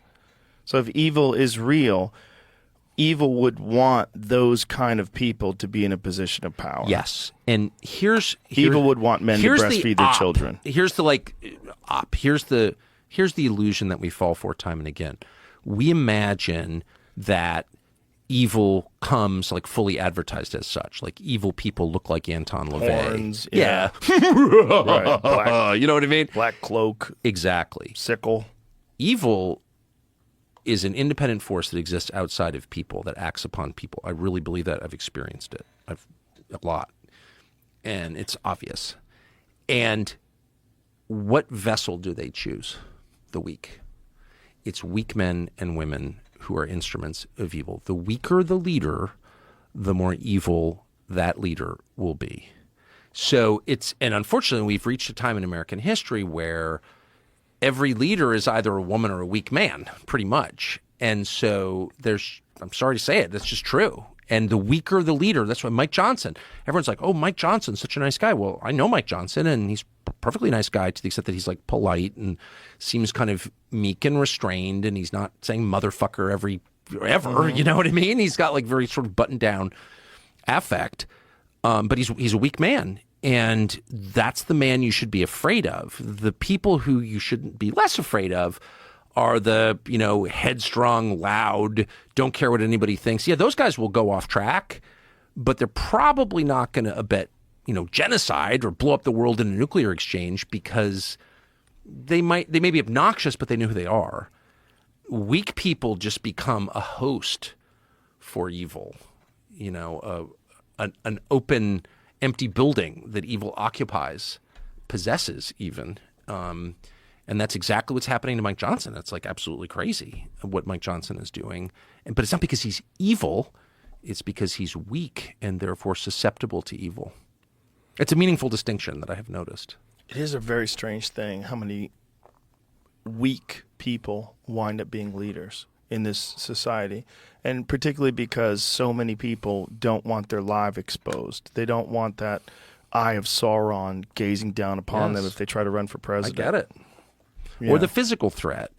Yeah, the physical. I mean, look at what's happening to RFK, where the Biden administration, for the first time ever, denied him Secret Service protection. It's absolutely as a legitimate presidential candidate. Well, it's absolutely nuts. Yeah. I mean, how is that? I mean, it's hard. You know, you realize that a lot of the things that we took for granted were actually voluntary. Like, people just didn't do things because, like, that's just wrong. That's not fair. You know what I mean? That's bad sportsmanship. Like, there was a lot of, like, self-restraint involved in running a functional society. You can't you can't just make an infinite number of laws and enforce them. That's impossible. You rely on people to just not do bad shit because, like, I'm not the kind of person who does bad shit. Mm-hmm. And once the people in charge decide, well, I'm just going to do whatever I want, not a lot you can do about it.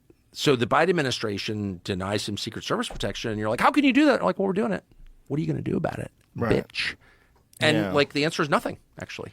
What is this most recent bill that they're trying to pass about the ability to monitor phones? Well, it's just the nightmare scenario. It's something that they're already capable of doing because they did it to you, and they did it through an encrypted app. Oh, they do? Oh, yeah. How do they do it? Do you know how they got into your phone? Well, there are two ways to do it's interesting, and I was with Ed Snowden in Moscow and talked a lot about this because he's got the technical. He's first of all an excellent and principled person, and his X feed is a really good place to start for people to understand what's happening here. He's paid a huge price for being he's literally exiled to Moscow involuntarily, but there are a couple ways to do it. One, you could hack into Signal, I guess. It's open source. It was created with CIA money, as I'm sure you know. I'm not sure that's how I don't think you'd need to do that. You just capture the phone itself. You just capture the phone. And the bottom line on digital security is that nothing is safe from state actors who want to spy on you, period. There's no electronic communication that they can't monitor, period. What about these things like Eric Prince has some new phone out? I think it's called Unplugged. Yeah, Eric is a good friend of mine, and I have a couple of those phones, and I've talked to him a lot about it, and he's really a wonderful person, one of my favorite people, actually. But that phone is designed for a different purpose, I think. I know, and that phone is designed to keep Apple and Google from tracking you, which is sort of a separate category. Like, was this Jimmy? This is the bill, I believe. I think. Which bill? The one you were talking about. Oh, okay. Yeah, House bill on so that's Section it. 702 to enlarge government's power can we to just spy roll on down to what journalists. you highlighted? So this is like a perfect example. So the Turner-Himes bill, Congressman Mike Turner and Jim Himes. So who are Mike Turner and Jim Himes? So it's just be funny.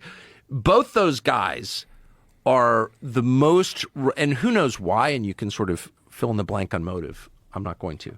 But those are two of the most reliable water carriers for the intel agencies and for basically the federal bureaucracy in the Congress. Like, these are not people who are working for their constituents.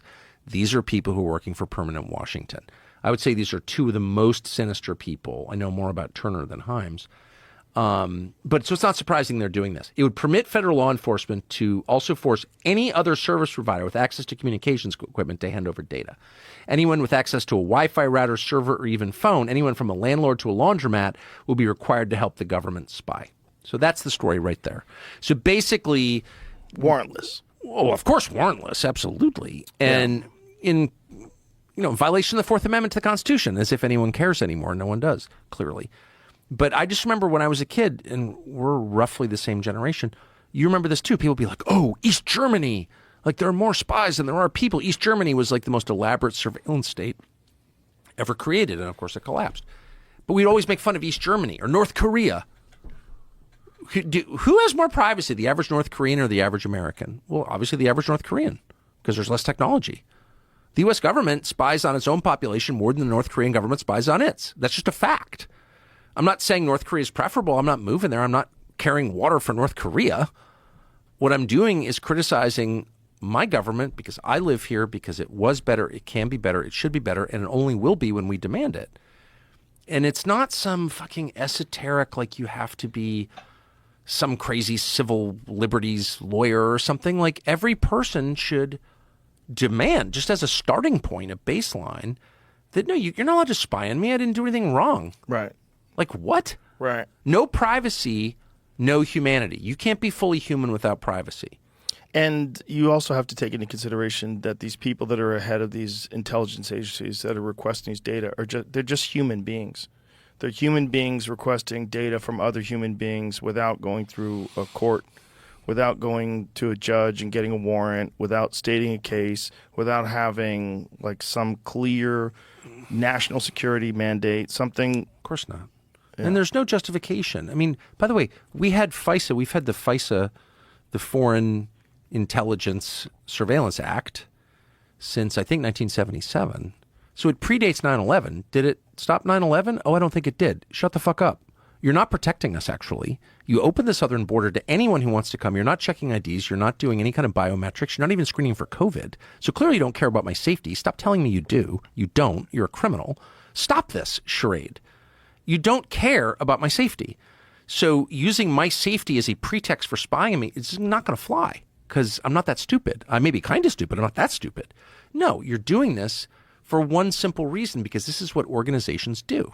They protect themselves. They exist for their own benefit. All human organizations, from the Church Bake Sale Committee to the Department of Justice, they all are the same. They're an organism, just like any other. And an organism's main goal is to survive and reproduce, to get bigger. And you just see this throughout the federal bureaucracy. Well, it just so happens that the largest human organization in history is the federal government of the United States. And so all of this stuff benefits, it accrues to its own power. That's why, like, let's say you believed every, quote, piece of science or scientific claim about global climate change.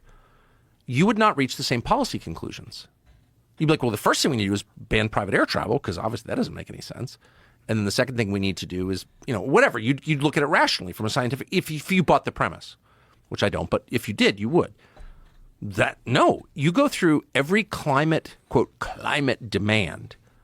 Not one of them disempowers large organizations, whether it's NGOs or the government of the United States. Not one of them. They all make the government more powerful, and they all make you less powerful.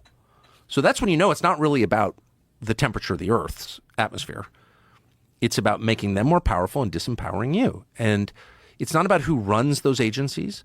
The bigger the agency, the more effective it will be in doing what all human organizations do, which is protect themselves and increase their power. It's like that. It's fundamental. I guess that's what I'm saying. It's not about, elect Trump, it'll change. No, it'll only change when, we're just eliminating the CIA.